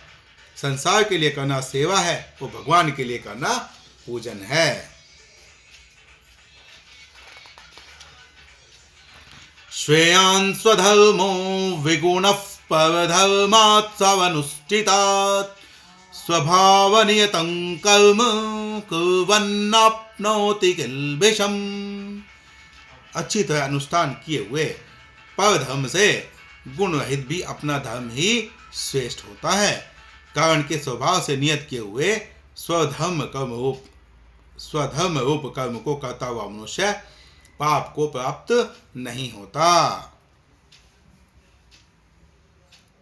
स्वधर्म रूप कर्म को करने से पाप बन तो सकता है पर लग नहीं सकता, क्योंकि पाप लगने में मुख्य कारण भाव है, क्रिया नहीं। पाप क्रिया से नहीं लगता, प्रत्युत भाव से अर्थात स्वार्थ और अभिमान आने से लगता है। सहजं कर्म कौन्तेय सदोषमपि न त्यजेत् सर्वारम्भा हि दोषेण धूमेनाग्निर्विवावृताः। हे कुंती नंदन, दोषयुक्त होने पर भी सहज कर्म का त्याग नहीं करना चाहिए, क्योंकि संपूर्ण कर्म धुएं से अग्नि की तरह किसी न किसी दोष से युक्त है। निषिद्ध कर्म में आसक्ति होने से अथवा निषिद्ध रीति से भोगने से के कारण ही वेद कर्म कठिन प्रतीत होता है। वास्तव में वेद कर्म सहज स्वाभाविक है, इसमें परिश्रम नहीं है। 41वें श्लोक से यहाँ तक स्वकर्म, स्वधर्म और सहज कर्म शब्दों का प्रयोग हुआ है। इससे यह सिद्ध होता है कि भगवान स्वकर्म और सहज कर्म को ही स्वधर्म मानते हैं। गीता अध्याय 2 श्लोक क्रमांक 31। वेद कर्म करने में कुछ न कुछ दोष होता तो है, पर कामना, सुख बुद्धि, भोग बुद्धि न रहने से दोष लगता नहीं। तात्पर्य है कि दोष लगना या न लगना कर्ता की नियत पर निर्भर है। जैसे डॉक्टर की नियत ठीक हो, पैसों का उद्देश्य न होकर सेवा का उद्देश्य हो, तो ऑपरेशन में रोगी का अंग काटने पर भी उसे दोष नहीं लगता। प्रत्युत निस्वार्थ भाव और रोगी के हित का भाव होने से पुण्य होता है। असक्त बुद्धि सर्वत्व जितात्मा विगतस्पृह नश्य कर्मं सिद्धिं परमां संन्यासेनाधिगच्छति। जिसकी बुद्धि सब जगह आसक्ति रहित है, जिसने शरीर को वश में कर रखा है, जो स्पृहा रहित है, वह मनुष्य सांख्य योग के द्वारा सर्वश्रेष्ठ नश्य कर्म सिद्धि को प्राप्त हो जाता है। असक्त बुद्धि जीतात्मा और विगत स्पृह होने पर कर्म योग सिद्ध हो जाता है। गीता अध्याय 2 श्लोक क्रमांक 71। कर्म योग सिद्ध होने पर साधक सांख्य योग का अधिकारी हो जाता है। सांख्य योग से वह नश्य कर्म में सिद्धि प्राप्त करता है। नश्य कर्म सिद्धि का अर्थ है कर्म सर्वथा अकर्म हो जाए। कर्म होते हुए भी लिप्तता न हो, कर्मों को न करना नश्य कर्म में नहीं है। गीता अध्याय 3 श्लोक क्रमांक 4। प्रत्युत कर्म करना तो साधक के लिए आवश्यक है, और साधक बिना कर्म किए रह ही नहीं सकता। अध्याय 6 श्लोक क्रमांक 3। कर्म योग तथा ज्ञान योग तो साधन है, पर भक्ति योग साध्य है। कर्म योग तथा ज्ञान योग तो साधन है, पर भक्ति योग साध्य है। अतः कर्म योग तथा ज्ञान योग से तो नश्य कर्म सिद्धि होती है, पर भक्ति योग से परम नश्य कर्म सिद्धि होती है। सिद्धिं प्राप्तो यथा ब्रह्म तथाप्नोति निबोध मे समासेनैव कौन्तेय निष्ठा ज्ञानस्य या परा। हे कौन्तेय, सिद्धि अंतःकरण की शुद्धि को प्राप्त हुआ साधक ब्रह्म को, जो कि ज्ञान की परानिष्ठा है, जिस प्रकार से प्राप्त होता है उस प्रकार को तुम मुझसे संक्षेप में ही समझो। यहाँ सिद्धिम पद का अर्थ है साधन रूप कर्म योग से होने वाली अंतःकरण की पूर्ण सिद्धि, पूर्ण शुद्धि, जिसकी प्राप्ति के बाद कर्म योगी ज्ञान योग में अथवा भक्ति योग में जा सकता है। कर्म योगी के भीतर यदि ज्ञान के संस्कार हैं तो वह ज्ञान में चला जाएगा, और यदि भक्ति के संस्कार हैं तो वह भक्ति में चला जाएगा। यदि किसी एक साधन का आग्रह न हो तो कर्म योग, ज्ञान योग और भक्ति योग तीनों साधन रूप से भी हैं और साध्य रूप से भी। साधन रूप से तो तीनों अलग अलग हैं, पर साध्य रूप से तीनों एक ही हैं। इसलिए गीता में भगवान ने कहीं तो साधन भक्ति से साध्य ज्ञान की प्राप्ति बताई है। गीता अध्याय 13 श्लोक क्रमांक 10, अध्याय 14 श्लोक क्रमांक 26, और कहीं साधन साध्य से साध्य भक्ति की प्राप्ति बताई है। गीता अध्याय 12 श्लोक क्रमांक 4, अध्याय 18 श्लोक क्रमांक 54। भगवान ने पहले स्वकर्मणा तमभ्यचर्य सिद्धिं विन्दति मानवः। गीता अध्याय 18 श्लोक क्रमांक 46। इन पदों से कर्म योग के द्वारा भक्ति की सिद्धि बताई है, और यहाँ सिद्धिं प्राप्तो यथा ब्रह्म पदों से कर्म योग द्वारा ज्ञान योग की सिद्धि बताई है। बुद्धया विशुद्धया युक्तो धृत्यात्मानं नियम्य च शब्दादीन् विषयान् त्यक्त्वा रागद्वेषो वयुधस्य च विविक्तसेवी लद्वाशी यत्वाक्कायमानसः ध्यानयोगपरो नित्यं वैराग्यं समुपाश्रितः।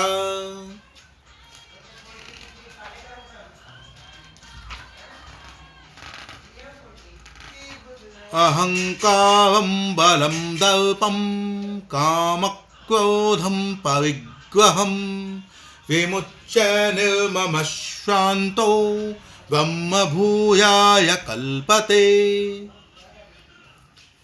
यहाँ 3 श्लोक में भगवान कह रहे हैं, जो विशुद्ध सात्विकी बुद्धि से युक्त वैराग्य के आश्रित एकांत का सेवन करने वाला और नियमित भोजन करने वाला साधक धैर्य पूर्वक इंद्रियों का नियमन करके, क्षमा करें श्लोक क्रमांक 51 से 53 में भगवान ने कहा है, साधक धैर्य पूर्वक इंद्रियों का नियमन करके शरीर वाणी मन को वश में करके शब्द आदि विषयों का त्याग करके और राग द्वेष को छोड़कर निरंतर ध्यान योग के परायण हो जाता है, वह अहंकार, बल, दर्प, काम, क्रोध और परिग्रह से रहित होकर एवं ममता रहित तथा शांत होकर ब्रह्म प्राप्ति का पात्र हो जाता है। ज्ञान योग का साधक जब तक असत पदार्थों के साथ अपना संबंध मानता रहता है तब तक परमात्मा प्राप्ति की सामर्थ्य नहीं आती। जब असत पदार्थों के संबंध की मान्यता मिट जाती है तब उसमें परमात्मा प्राप्ति की सामर्थ्य आ जाती है, अर्थात उसे नित्य प्राप्त परमात्मा तत्व का अनुभव हो जाता है। ब्रह्मभूतः प्रसन्नात्मा न शोचति न कांक्षति समः सर्वेषु भूतेषु मद्भक्तिं लभते पराम्। वह ब्रह्म रूप बना हुआ प्रसन्न मन वाला साधक न तो किसी के लिए शोक करता है और न किसी की इच्छा ही करता है। ऐसा संपूर्ण प्राणियों में समभाव वाला साधक मेरी पराभक्ति को प्राप्त हो जाता है। ज्ञान योग के जिस साधक में भक्ति के संस्कार होते हैं, जो अपने मत का आग्रह नहीं रखता, मुक्ति को ही सर्वोपरि नहीं मानता और भक्ति का खंडन नहीं करता, उसे मुक्त होने पर भी संतोष नहीं होता। इसलिए मुक्ति प्राप्त होने के बाद उसे पराभक्ति प्रेम की प्राप्ति हो जाती है। जो अपनी दृष्टि मान्यता से ब्रह्म रूप बना हुआ है, ब्रह्म हुआ नहीं है, उसे यहाँ ब्रह्मभूत कहा गया है। ब्रह्मभूत होने के बाद जीव का ब्रह्म के साथ तात्विक संबंध साधर्म्य हो जाता है। मम साधर्म्यमागताः गीता अध्याय 14 श्लोक क्रमांक 2। तात्विक संबंध होना ही मुक्ति है। फिर सर्वत्र परिपूर्ण परमात्मा में अपने आप को विलीन समर्पित कर देने में से परमात्मा के साथ आत्मीय संबंध हो जाता है। ज्ञानी त्वात्मैव मे मतम। गीता अध्याय 7 श्लोक क्रमांक 18। दक्षयस्यात्मनयथो मयि। गीता अध्याय 4 श्लोक क्रमांक 35। आत्म संबंध होना ही भक्ति की प्राप्ति है। ज्ञान मार्ग में जड़ता का त्याग मुख्य है। जड़ता का त्याग विशेष विवेक साध्य है। विवेक पूर्वक जड़ता का त्याग करने पर त्याज्य वस्तु का संस्कार शेष रहता है, जिससे दार्शनिक मतभेद पैदा होते हैं। परंतु परम प्रेम की प्राप्ति होने पर त्याज्य वस्तु का संस्कार नहीं रहता, क्योंकि भक्त जड़ता का त्याग नहीं करता, प्रत्युत उसे भी भगवान का स्वरूप ही मानता है। सदश्चाहम। गीता अध्याय 9 श्लोक क्रमांक 19। परम प्रेम की प्राप्ति विवेक साध्य नहीं है, प्रत्युत श्रद्धा विश्वास साध्य है। श्रद्धा विश्वास में केवल भगवत कृपा पर ही भरोसा है। इसलिए जिसके भीतर भक्ति के संस्कार होते हैं, उसे भगवत कृपा मुक्ति में संतुष्ट नहीं होने देती, प्रत्युत मुक्ति के रस अखंड रस को फीका करके परम प्रेम का रस अनंत रस प्रदान कर देती है। संसार के संबंध से अशांति होती है, इसलिए कर्म योग में संसार से संबंध छूटने पर शांत आनंद मिलता है। ज्ञान योग में निज स्वरूप में स्थिति होने से अखंड आनंद मिलता है। भक्ति योग में भगवान से अभिन्नता होने पर अनंत आनंद मिलता है। भक्तया मामभिजानाति यावान्यश्चास्मि तत्त्वतः ततो मां तत्त्वतो ज्ञात्वा विशते तदनन्तरम्।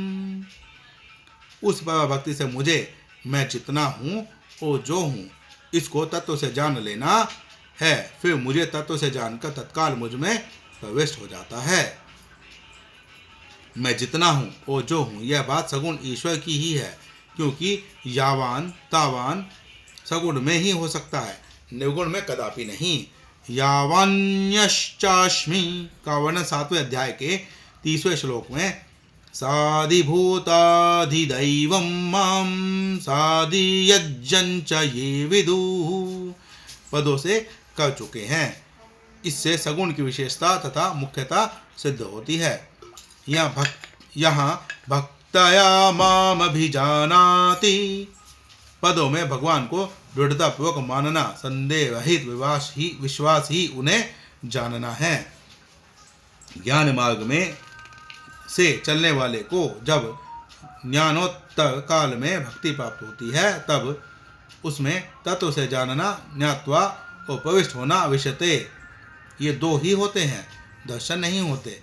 उनमें कोई कमी तो नहीं रहती, पर दर्शन की इच्छा उनमें नहीं होती। परंतु आरंभ से ही भक्ति मार्ग से चलने वाले को तत्व से जानने और प्रविष्ट होने के सिवाय भगवान के दर्शन भी होते हैं। गीता अध्याय 11 श्लोक क्रमांक 54। इसलिए ज्ञान मार्गी संतों में भगवत प्रेम भक्ति की बात तो आती है, पर दर्शन की बात नहीं आती। जैसे विभिन्न मार्गों में आने वाले व्यक्ति द्वार में प्रविष्ट होने पर एक साथ मिल जाते हैं, ऐसे ही विभिन्न योग मार्गों पर चलने वाले साधक भगवान में प्रविष्ट होने पर विषते एक हो जाते हैं, अर्थात अहम की सूक्ष्म गंध भी न रहने से उनमें कोई मतभेद नहीं रहता।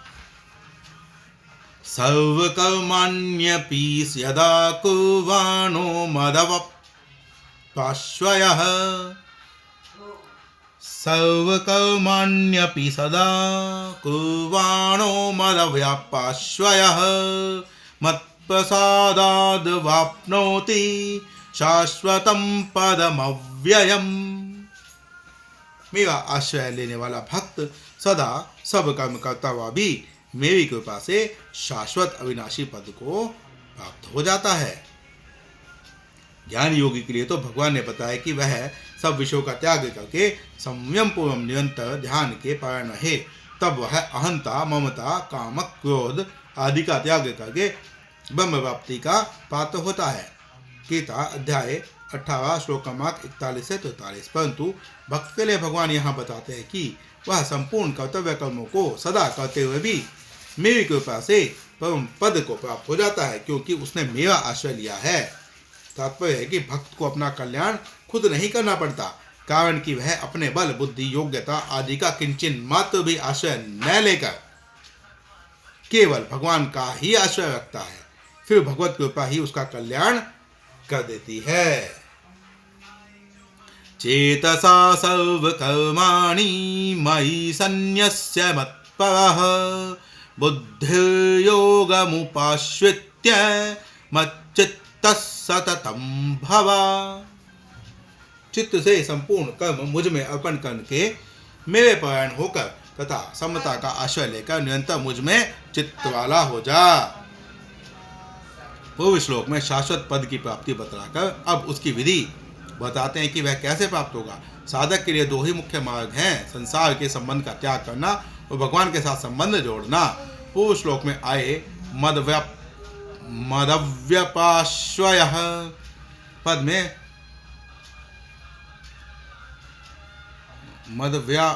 मदव्यपाश्वयः पद में भगवान के साथ संबंध जोड़ने की मुख्यता है और प्रस्तुत श्लोक में आए बुद्धि योग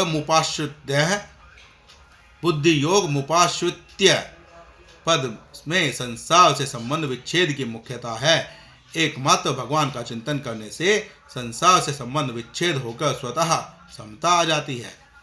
भगवान का निरंतर चिंतन तभी होगा जब मैं भगवान का ही हूँ। इस प्रकार अहंता भगवान में हो जाएगी। अंता भगवान में लग जाने पर चित्त स्वतः स्वाभाविक भगवान में लग जाता है। भगवान के साथ जीव मात्र का स्वतः सिद्ध नित्य संबंध है। केवल संसार के साथ संबंध मानने से ही इस नित्य संबंध की विस्मृति हुई है।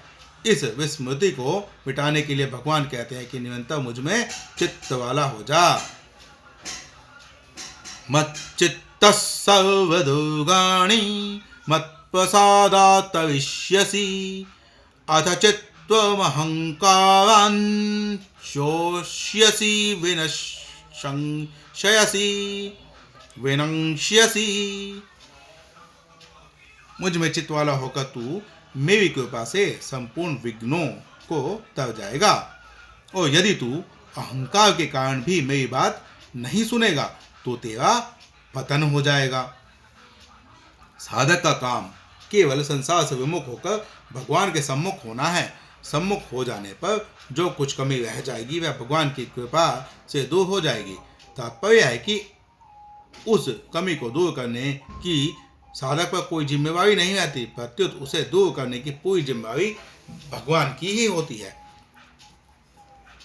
भगवान विशेष कृपा करके उसके साधक को संपूर्ण विघ्न बाधाओं को भी दूर कर देते हैं और अपनी प्राप्ति भी करा देते हैं, क्योंकि आश्रय और जिम्मेवारी भगवान पर है। भक्त ने जब भगवान का आश्रय ग्रहण किया तो संपूर्ण अपने शरणागति कर ली, अपने आप को प्रभु को समर्पण कर दिया, तो फिर उसके बाद प्रभु जाने। यदहंकारमाश्रित्य न योत्सयन इति मन्यसे। दोबारा से कहते हैं, यदहंकारमाश्रित्य न योत्सय इति मन्यसे मित्यैष वयवसायस्ते प्रकृतिस्त्वां नियोक्ष्यति।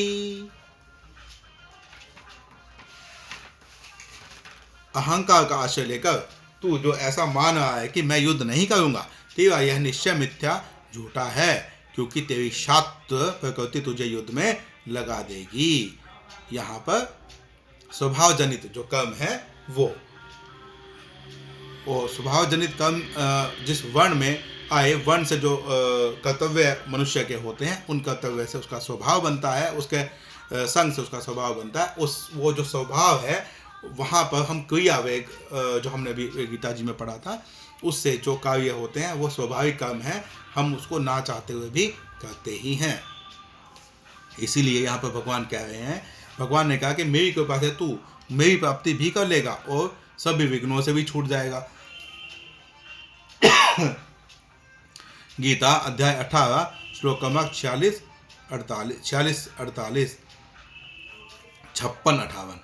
परंतु इतना कहने पर भी अर्जुन कुछ बोले नहीं तो भगवान कहते हैं कि यदि तू भूल से मेरी बात न सुने तो कोई दोष नहीं, पर तू अहंकार से मेरी बात नहीं सुनेगा तो तेरा पतन हो जाएगा। भगवान का भाव है कि जैसे भक्त का सब काम साधन और सिद्धि मैं कर देता हूँ, ऐसे ही भक्त को भी चाहिए कि वह सब प्रकार से मेरा ही आश्रय ले। यदि मेरा आश्रय न लेकर वह अहंकार का आश्रय लेगा तो उसका पतन हो जाएगा। कर्तव्य कर्म युद्ध कर्म में एक तो मैं लगाता हूँ और एक प्रकृति लगाती है। यदि तू मेरी बात नहीं मानेगा तो तेरी शात्व प्रकृति तुझे जबरदस्ती युद्ध में लगा देगी। तू युद्ध किए बिना रह नहीं सकेगा, फिर सब जिम्मेवारी तेरी होगी, मेरी नहीं। स्वभावजेन कौन्तेय निबद्धस्वेन कर्मणा कर्तुन्नेच्छसि यन्मोहात् करिष्यस्य वशोऽपि तत्। हे कुंती नंदन, अपने स्वभावजन्य कर्म से बंधा हुआ तू मोह के कारण जिस युद्ध को नहीं करना चाहता उसको भी तू शात्व प्रकृति के परवश होकर करेगा। भगवान कहते हैं कि चाहे कर्तव्य मात्र समझकर युद्ध कर, चाहे मेरी आज्ञा मानकर युद्ध कर, युद्ध तो तुझे करना ही पड़ेगा। मेरी आज्ञा न मानने से तेरा अहंकार रहेगा, जिससे विहित कर्म भी बांधने वाला हो जाएगा। परंतु मेरी आज्ञा मानकर विहित कर्म करने से वह कर्म तेरे लिए कल्याणकारी हो जाएगा, जो प्रकृति के परवश नहीं होगा। जिसकी प्रकृति स्वभाव महान शुद्ध होती है, ऐसा ज्ञानी महापुरुष भी जब अपनी प्रकृति के अनुसार चेष्टा करता है, गीता अध्याय 3 श्लोक क्रमांक 33, फिर प्रकृति के परवश हुआ, वह अशुद्ध प्रकृति वाला मनुष्य प्रकृति के विरुद्ध कैसे कर्म कर सकता है। ईश्वर सर्वभूतानां हृदयेषु तिष्ठति। ईश्वर सर्वभूतानां हृदयेषु तिष्ठति। भ्रमयन् सर्वभूतानि यन्त्रारूढानि मायया। हे अर्जुन, ईश्वर संपूर्ण प्राणियों के हृदय में रहता है और अपनी माया से शरीर रूपी यंत्र पर आरूढ़ हुए संपूर्ण प्राणियों को उनके स्वभाव के अनुसार भ्रमण कराता रहता है। जो ईश्वर सबका संसार पालक एवं संचालक है, वह अपनी शक्ति से उन प्राणियों को घुमाता है जिन्होंने शरीर को मैं और मेरा मान रखा है। जैसे कोई रेलगाड़ी पर चढ़ जाता है तो उसे परवशता से रेलगाड़ी के अनुसार ही जाना पड़ेगा। ऐसे ही मनुष्य जब शरीर रूपी यंत्र के साथ मैं और मेरे पन का संबंध मानता है, तब ईश्वर उसे उसके स्वभाव के अनुसार जन्म मरण रूप संसार चक्र में घुमाते रहते हैं। शरीर के साथ मैं मेरेपन का संबंध न रहने पर ईश्वर की माया उसे संचालित नहीं करती। तमेव शरणं गच्छ सर्वभावेन भारत, तत्प्रसादात् परां शान्तिं संस्थानप्राप्स्यसि शाश्वतम्। हे भरतवंशोद्भव अर्जुन, तू सर्वभाव से उस ईश्वर की ही शरण में चला जा। उसकी कृपा से तू परम शांति सर्वथा से संसार से सर्वथा उपरति को और अविनाशी परम पद को प्राप्त हो जाएगा। जीव ईश्वर का ही अंश है। ईश्वर अंश जीव अविनाशी। मानस उत्तरकांड 117 का 1। ममैवांशो जीवलोके। गीता अध्याय 15 श्लोक क्रमांक 7। इसलिए भगवान ईश्वर की ही शरण में जाने की आज्ञा देते हैं। ईश्वर की शरण लेने से अहंकार नहीं रहता। जब तक जीव ईश्वर के वश शरण में नहीं होता तब तक वह प्रकृति के वश में रहता है।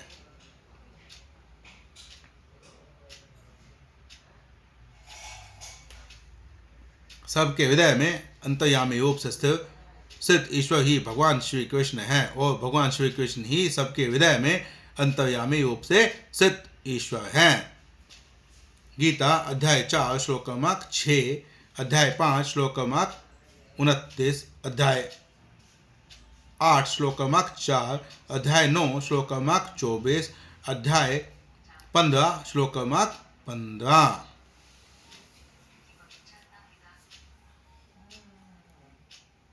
इति ते ज्ञानमाख्यातं गुहयाद्गुहयतरं मया। इति ते ज्ञानमाख्यातं गुहयद्गुहयतरं मया। विमुष्यैतच्छेषेण यथेच्छसि तथा कुरु। तू जैसा चाहता है वैसा कर। इस कथन में भगवान की विशेष आत्मीयता, कृपालुता और हितैषिता भरी हुई है। ये वचन भगवान अर्जुन का त्याग करने के लिए नहीं कहते हैं, प्रत्युत अपनी तरफ विशेषता से खींचने के लिए कहते हैं। जैसे गेंद फेंकते हैं विशेषता से पीछे लेने के लिए, न कि त्याग करने के लिए। तात्पर्य है कि पूर्व श्लोक में अंतर्यामी निराकार ईश्वर ही शरणागति की बात कहकर अब भगवान अर्जुन को अपनी तरफ अर्थात सगुण साकार की तरफ खींचना चाहते हैं, जिससे अर्जुन समग्र की प्राप्ति से वंचित न रह जाए। निराकार में साकार नहीं आता, पर साकार में निराकार भी आ जाता है। सर्वगुह्यतं भूय शृणु मे परमं वचः। इष्टोऽसि मे दृढमिति ततो वक्ष्यामि ते हितम्। सबसे अत्यंत गोपनीय सर्वोत्कृष्ट वचन तू फिर मुझसे सुन। तू मेरा अत्यंत प्रिय मित्र है, इसलिए यह विशेष हित की बात मैं तुझे कहूंगा। कर्मयोग गुह्य है। गीता अध्याय 4 श्लोक क्रमांक 3। अंतर्यामी निराकार परमात्मा की शरणागति गुह्यतर है। गीता अध्याय 18 श्लोक क्रमांक 63। परमात्मा के प्रभाव की बात गुह्यतम है। गीता अध्याय 9 श्लोक क्रमांक 1, अध्याय 15 श्लोक क्रमांक 20। और साकार परमात्मा की शरणागति सर्वगुह्यतम है। यह सर्वगुह्यतमम पद गीता में एक ही बार यहां आया है। निराकार की शरण में जाने से मुक्ति हो जाती है, पर साकार की शरण में जाने से मुक्ति के साथ साथ प्रेम की भी प्राप्ति होती है। भगवान ने भक्ति के प्रसंग में ही परम वचन कहे हैं। गीता अध्याय 10 श्लोक क्रमांक 1। अर्जुन ने भगवान से कहा था कि मैं आपका शिष्य हूँ। शिष्यस्तेहम अध्याय 2 श्लोक क्रमांक 7। पर भगवान यहाँ कहते हैं कि तू मेरा प्रिय मित्र है। इष्टोसी तात्पर्य कि हे भगवान, अपने को गुरु न मानकर मित्र ही मानते हैं। भगवान सबको अपना मित्र बनाते हैं, अपने समान बनाते हैं, किसी को अपना शिष्य नहीं बनाते। यह सिद्धांत है कि जो खुद छोटा होता है वही दूसरे को छोटा बनाता है। भगवान सबसे बड़े हैं, इसलिए वे कभी किसी को छोटा नहीं बनाते। मन्मना भव मद्भक्तो मद्याजी मां नमस्कुरु मामे वैश्यसि सत्यन्ते प्रतिजाने प्रियोसी में। तू मेरा भक्त हो जा, मुझ में मन वाला हो जा, मेरा पूजन करने वाला हो जा और मुझे नमस्कार कर। ऐसा करने से तू मुझे ही प्राप्त हो जाएगा। यह मैं तेरे सामने सत्य प्रतिज्ञा करता हूँ, क्योंकि तू मेरा अत्यंत प्रिय है।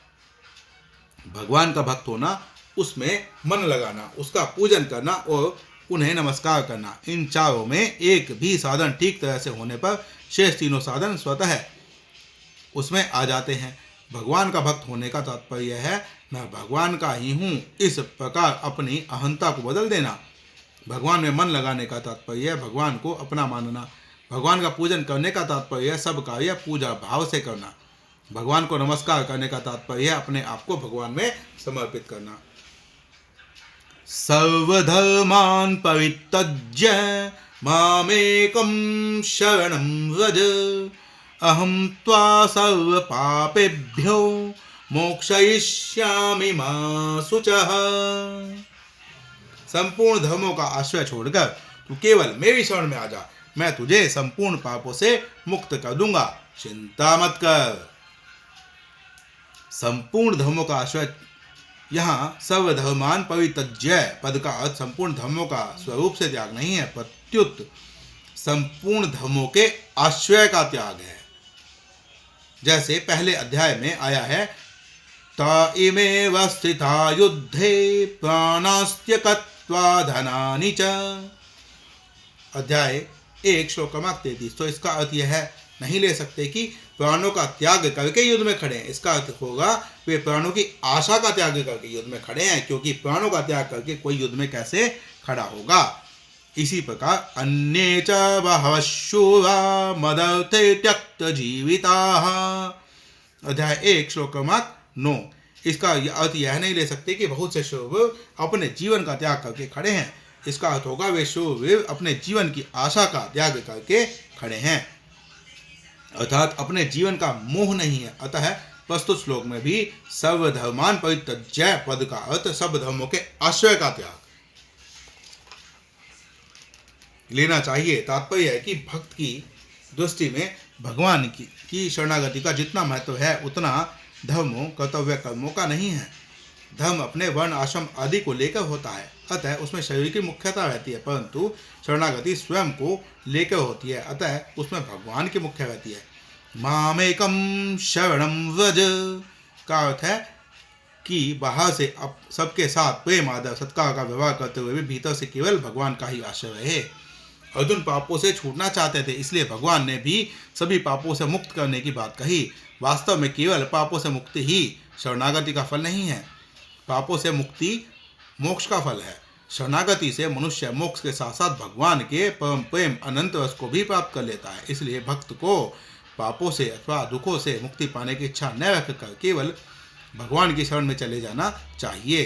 कुछ भी चाहने से कुछ सीमित ही मिलता है, पर कुछ भी न चाहने से सब कुछ असीम मिलता है। इतना ही नहीं, भगवान भी शरणागत भक्त के वश में हो जाते हैं, उसके ऋणी हो जाते हैं। भगवान का आश्रय लेना और अपने लिए कुछ न करना गीता का तात्पर्य है। इसलिए साधक के लिए सबसे मूल्यवान वस्तुएं दो ही हैं, भगवदाश्रय और विश्राम। शरीर आदि पदार्थों का आश्रय पराश्रय है, क्रिया का आश्रय परिश्रम है। परमात्म प्राप्ति पदार्थ और क्रिया के द्वारा नहीं होती, प्रत्युत पदार्थ और क्रिया के संबंध विच्छेद से होती है। जब साधक पराश्रय का त्याग करके भगवदाश्रय को अपनाता है और परिश्रम का त्याग करके विश्राम को अपनाता है, तब उसका मानव जीवन सफल हो जाता है। शरीर के लिए विश्राम कुछ न करना भोग है, इसलिए निद्रा के सुख को तामस कहा गया है। गीता अध्याय 18 श्लोक क्रमांक 39। परंतु परमात्मा के लिए विश्राम करना साधन है, क्योंकि परमात्मा परम विश्राम स्वरूप है। नित्य परमात्म सत्ता में सदा सर्वदा निरंतर स्थित रहना ही परमात्मा के लिए विश्राम करना है। परमात्मा के लिए होने वाला विश्राम तामस नहीं होता, प्रत्युत सात्विक होकर गुणातीत हो जाता है। आश्रय और परिश्रम को तो संसार के लिए है, पर भगवदाश्रय और विश्राम अपने लिए है। यदि किसी साधक का भगवान पर विश्वास न हो, प्रत्युत अपने पर विश्वास हो, तो वह स्वाश्रय को अपना सकता है। यदि साधक का न तो भगवान पर विश्वास हो न अपने पर, तो वह धर्म कर्तव्य कर्म का आश्रय करना अपना सकता है। मैं भगवान का ही हूँ, भगवान ही मेरे हैं, इसको स्वीकार कर लेना भगवान का आश्रय है। मेरा कुछ नहीं है, मुझे कुछ नहीं चाहिए, इसको स्वीकार कर लेना स्वयं का आश्रय है। पदार्थ और क्रिया केवल दूसरों की सेवा के लिए है, इसको स्वीकार कर लेना धर्म का आश्रय है। भगवान का आश्रय भक्ति योग है, स्वयं का आश्रय ज्ञान योग है, धर्म का आश्रय कर्म योग है। यद्यपि तीनों ही योग मार्गों से पदार्थ और क्रिया रूप प्रकृति का आश्रय छूट जाता है और सत्ता मात्र में अपनी स्वतः सिद्ध स्थिति का अनुभव हो जाता है, तथापि इन तीनों में भगवान का आश्रय सर्वश्रेष्ठ है, कारण कि मूल में हम भगवान के ही अंश हैं। भगवदाश्रय से मुक्ति के साथ साथ भक्ति की भी प्राप्ति हो जाती है, जो मानव जीवन का चरम लक्ष्य है। यह भगवदाश्रय शरणागति गीता का सार है, जिसे भगवान ने विशेष कृपा करके कहा है। भगवदाश्रय में ही गीता के उपदेश की पूर्णता होती है, इसके बिना गीता अधूरी रहती है। इसलिए अर्जुन द्वारा करिष्यसे वचनम त्वा कहकर भगवान पूर्ण आश्रय स्वीकार करने पर फिर भगवान नहीं बोले। अध्याय 18 श्लोक क्रमांक 73। इदन्ते नातपस्काय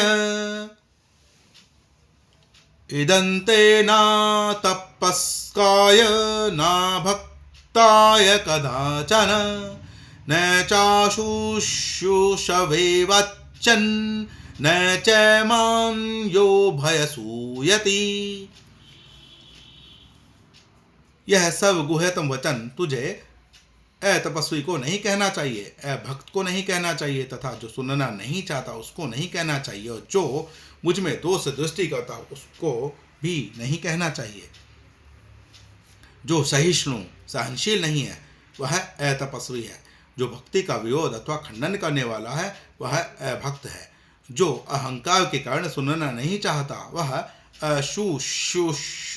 अशुश्रूषवे है। जो भगवान में दोष दृष्टि रखता है वह अभ्यसूयति है। इसकी भगवान पर तथा उनके वचनों पर श्रद्धा नहीं है। जो भगवान को मनुष्यों की तरह स्वार्थी तथा अभिमानी समझता है वह भगवान पर दोषारोपण करके पतन की तरफ न चला जाए। इसलिए उसे पूर्व श्लोक में कहे गए गोपनीय वचन को कहने का निषेध किया गया है। य इमं परमं गुह्यं मद्भक्तेष्वभिधास्यति भक्तिं मयि परं कृत्वा मामेवैष्यत्य संशयः।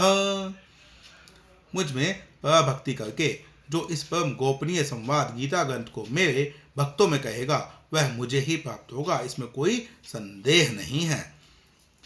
जो केवल भगवान की भक्ति का उद्देश्य रखकर निस्वार्थ भाव से इस परम गोपनीय गीता को भक्तों में सुनाता है वह भगवान को प्राप्त होता है। जो भोजन शयन शौच स्नान आदि शारीरिक क्रियाओं को भी भगवान के अर्पित कर देता है वह भी भगवान को प्राप्त हो जाता है। गीता अध्याय 9 श्लोक क्रमांक 27-28। फिर जो केवल भगवत भक्ति का उद्देश्य रखकर भगवद वाणी गीता का प्रचार करता है वह भगवान को प्राप्त हो जाए, इसमें कहना ही क्या है। न च तस्मान् मनुष्येषु कश्चिन्मे प्रियकृतं भविता न च मे तस्मादन्यः प्रियतरो भुवि। उसके समान मेरा अत्यंत प्रिय कार्य करने वाला मनुष्य में कोई भी नहीं है और इस भूमंडल पर उसके समान मेरा कोई दूसरा प्रियतर होगा भी नहीं। जिसका एकमात्र भगवत प्राप्ति का भगवत प्रेम का ही उद्देश्य है, जो गीता के अनुसार ही अपना जीवन बनाना चाहता है, ऐसा साधक ही गीता के प्रचार का अधिकारी होता है। ऐसा साधक ही भगवान का अत्यंत प्रिय कार्य गीता प्रचार करने वाला है, जो लोगों को गीता में लगाता है। उसके समान पृथ्वी मंडल पर भगवान का कोई दूसरा प्रियतर नहीं होता। कारण कि गीता की शिक्षा से मनुष्य मात्र प्रत्येक परिस्थिति में सुगमता से अपना कल्याण कर सकता है। गीता ने युद्ध जैसी परिस्थिति में भी कल्याण होने की बात कही है। गीता अध्याय 2 श्लोक क्रमांक 38, गीता अध्याय 9 श्लोक क्रमांक 27, गीता अध्याय 18 श्लोक क्रमांक 46 आदि। जब युद्ध जैसी घोर परिस्थिति में भी मनुष्य का कल्याण हो सकता है, फिर अन्य परिस्थिति में कैसे नहीं होगा। इसलिए भगवान गीता के प्रचार की विशेष महिमा गाते हैं। जो मनुष्य भगवान का अत्यंत प्रिय हो जाता है उसे ज्ञान योग, कर्म योग और भक्ति योग तीनों योग प्राप्त हो जाते हैं। अध्येष्टे च य इमं धर्म्यं संवाद मामयोः ज्ञान यज्ञेन तेनाहमिस्तस्यामिति मे मतिः। जो मनुष्य हम दोनों के इस धर्म में संवाद का अध्ययन करेगा उसके द्वारा भी मैं ज्ञान यज्ञ से पूजित होऊंगा, ऐसा मेरा मत है। भगवान ज्ञान यज्ञ को द्रव्य यज्ञ से भी श्रेष्ठ मानते हैं। गीता अध्याय 4 श्लोक क्रमांक 33। जो गीता का अध्ययन करता है उसके द्वारा भगवान ज्ञान यज्ञ से पूजित होते हैं। जब गीता के अध्ययन मात्र का इतना महात्म्य है, फिर उसके अनुसार आचरण करने का कितना महात्म्य होगा।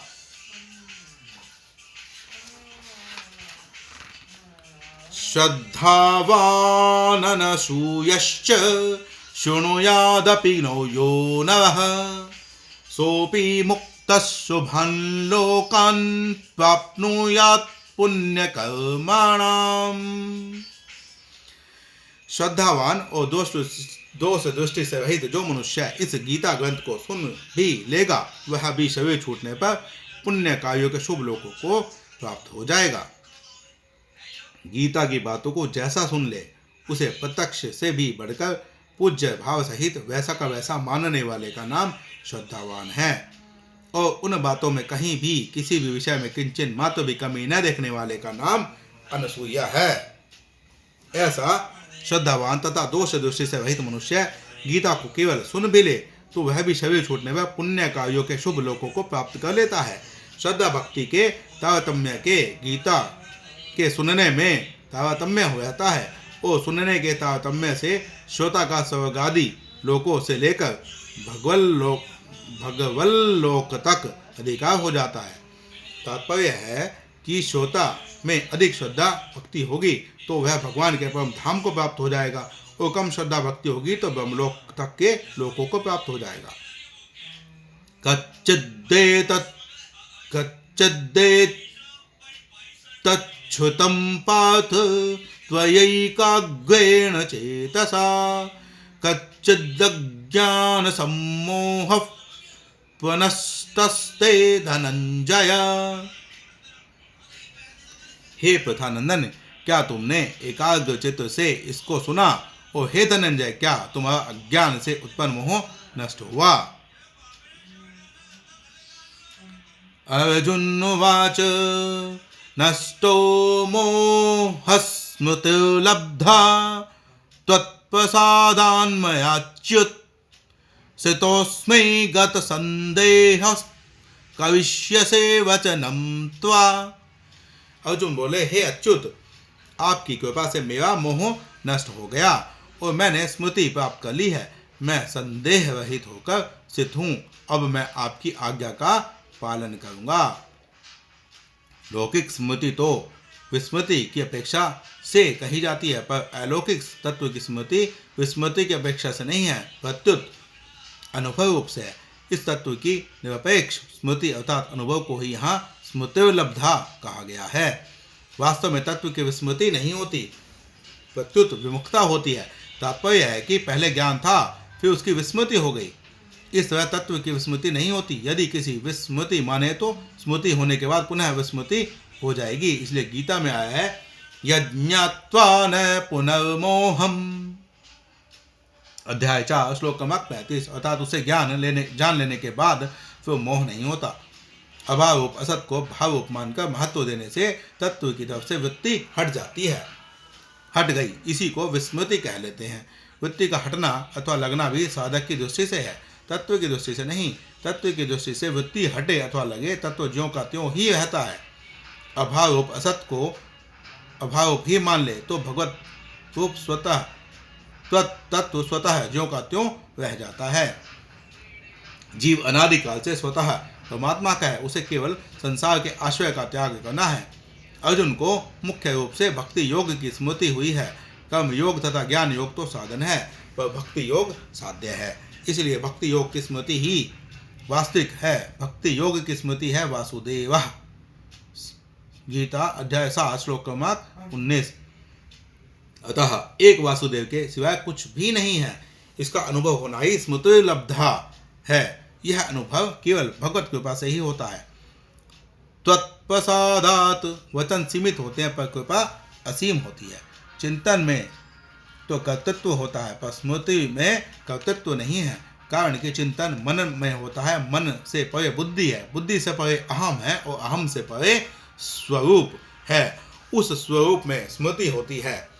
स्वरूप कर्तृत्व रहित है। चिंतन तो हम करते हैं, पर स्मृति में केवल दृष्टि उधर जाती है। तत्व में विस्मृति नहीं है, इसलिए दृष्टि उधर जाते ही स्मृति हो जाती है। स्थितोस्मि गत संदेह। अर्जुन को पहले शास्त्र धर्म की दृष्टि से युद्ध करना ठीक दिखता था, फिर गुरुजनों के सामने आने से युद्ध करना पाप दिखने लगा। परंतु स्मृति प्राप्त होते ही सब उलझने मिट गई। मैं क्या करूं, युद्ध करूं या नहीं करूं, मेरा कल्याण किस में है, यह संदेह बिल्कुल नहीं रहा। अब अर्जुन के लिए कुछ करना शेष नहीं रहा, प्रत्युत केवल भगवान की आज्ञा का पालन करना ही शेष रहा। करिष्यसि वचनम त्वा, यही शरणागति है। संजय उवाच इत्ययहं वासुदेवस्य पार्थस्य च महात्मनः संवादमिमं शोषमद्भुतं रोमहर्षणम्। संजय बोले, इस प्रकार मैंने भगवान वासुदेव को ओ महात्मा तथा नंदन अर्जुन का यह रोमांचित करने वाला अद्भुत संवाद सुना। भगवान का स्वयं अवतार लेना, मनुष्य जैसा काम करते हुए अपने आप को प्रकट कर देना, मेरी शरण में आ जा, यह अत्यंत रहस्य की बात कह देना, यही संवाद में रोमहर्षण करने वाली, प्रसन्न करने वाली, आनंद देने वाली बात है।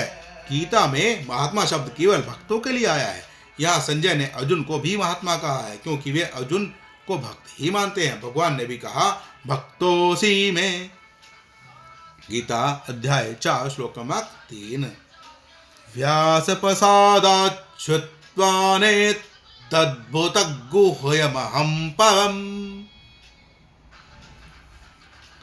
व्यास प्रसादाच्युत्वाने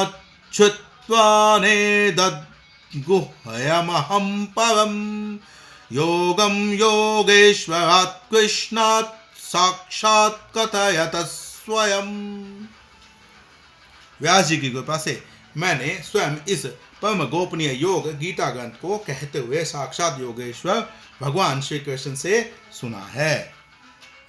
भगवान श्री कृष्ण और महात्मा अर्जुन का पूरा संवाद सुनने पर संजय के आनंद की कोई सीमा नहीं रही, इसलिए वे हर्षोल्लास से भरकर कह रहे हैं कि मैंने यह संवाद परंपरा से अथवा किसी के द्वारा नहीं सुना है, परंतु इसे मैंने साक्षात भगवान के मुख से सुना है। राजन् संस्मृत्य संवादमिमम् अद्भुतम् केशवार्जुनयोः पुण्यं विषयामि च मुहुर्मुहुः। हे राजन, भगवान श्री कृष्ण और अर्जुन के इस पवित्र और अद्भुत संवाद को याद करके मैं बार बार हर्षित हो रहा हूँ। भगवान श्री कृष्ण और अर्जुन के इस संवाद में जो तत्व भरा हुआ है वह किसी ग्रंथ, महात्मा आदि से सुनने को नहीं मिला। यह भगवान और उनके भक्त का बड़ा विलक्षण संवाद है। इतनी स्पष्ट बातें दूसरी जगह पढ़ने सुनने को नहीं मिलती। इस संवाद में युद्ध जैसे घोर कर्म से भी कल्याण होने की बात कही गई है। प्रत्येक वर्ण, आश्रम, संप्रदाय आदि का मनुष्य प्रत्येक परिस्थिति में अपना कल्याण कर सकता है, यह बात इस संवाद से मिलती है। इसलिए यह संवाद बड़ा अद्भुत है। केवल संवाद में ही इतनी विलक्षणता है कि फिर इसके अनुसार आचरण करने का तो कहना ही क्या है।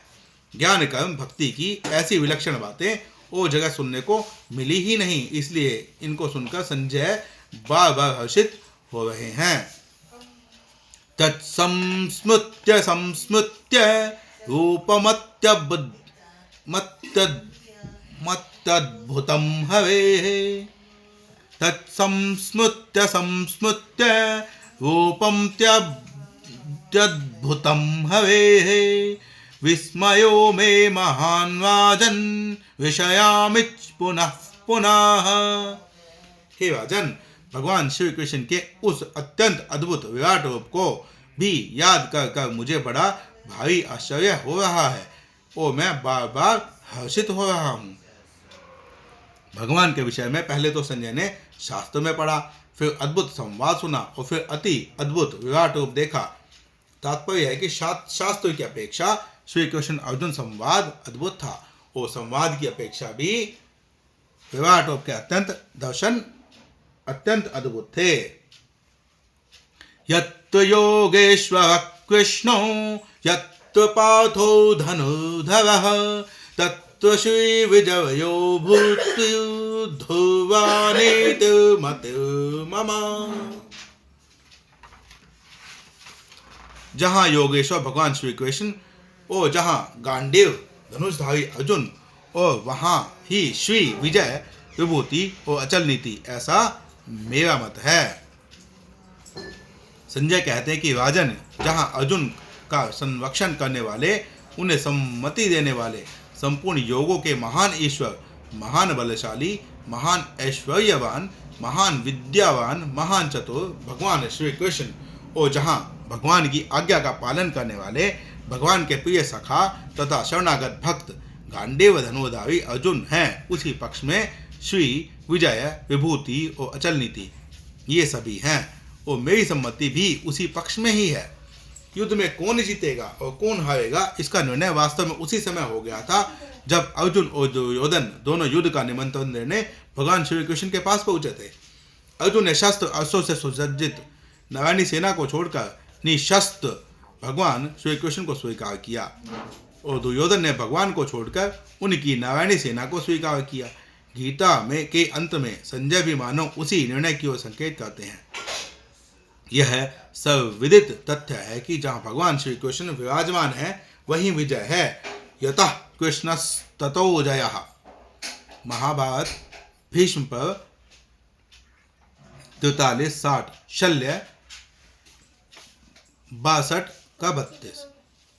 ब्रह्म षट् शून्य नेत्राब्दे हेमलब्धाख्यवत्सरे नवम्यां चैत्र शुक्लायां रामजन्म महोत्सवे गीता प्रबोधनी टीका लेखनं पूर्णतामगतात् यत् कृपातो नमामस्तं गीता गायकमुच्यतम्।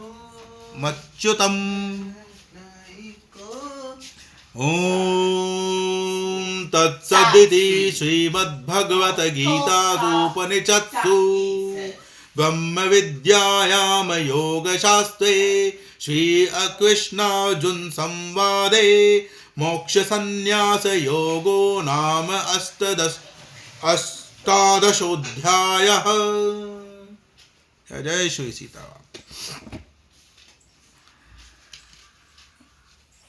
जय भगवत गीते, जय भगवत गीते, हरि कमल विहारिणि सुंदर सुपुनीते, कर्म सुमर्म प्रकाशनि कामासक्तिहरा, तत्व ज्ञान विकासिनि विद्या ब्रह्म परा। जय भगवत गीते, जय जय भगवत गीते, निश्चल भक्ति विधायनि निर्मल मलहारी, श्रवण रहस्य प्रदायनि सब विधि सुखकारी, रागद्वेष विदारिणि कारिणि मोह सदा, भव भय हारिणि तारिणि परमानंद पदा। जय भगवत गीते, जय जय भगवत गीते, आसुर भाव विनाशिनी नाशिनी तम रजनी, दैवी सद्गुणदायिनी हरि रसिका सजनी, समता त्याग सिखावनी हरि मुख की वाणी, सकल शास्त्र की स्वामिनी श्रुतियों की वाणी। जय भगवत गीते, जय जय भगवत गीते, दया सुधा बरसावनि मत्वे कृपा कीजे, हरि पद प्रेम दान कर अपनों कर लीजे। जय जय भगवत गीते, जय जय जय भगवत गीते। जय जय श्री सीताराम। आज प्रबोधनी टीका का हमारा पाठ संपूर्ण हो गया है। अब हम इसके बाद फिर किसी और गीता की टीका का भाव प्रस्तुत करेंगे। 18 अध्याय के ये जब तक नया नया भाव हमको मिलता रहेगा तब तक हम इन भावों के साथ में वाचन पाठन पठन पाठन करते रहेंगे, आपको ये उपलब्ध कराते रहेंगे। श्री सीताराम।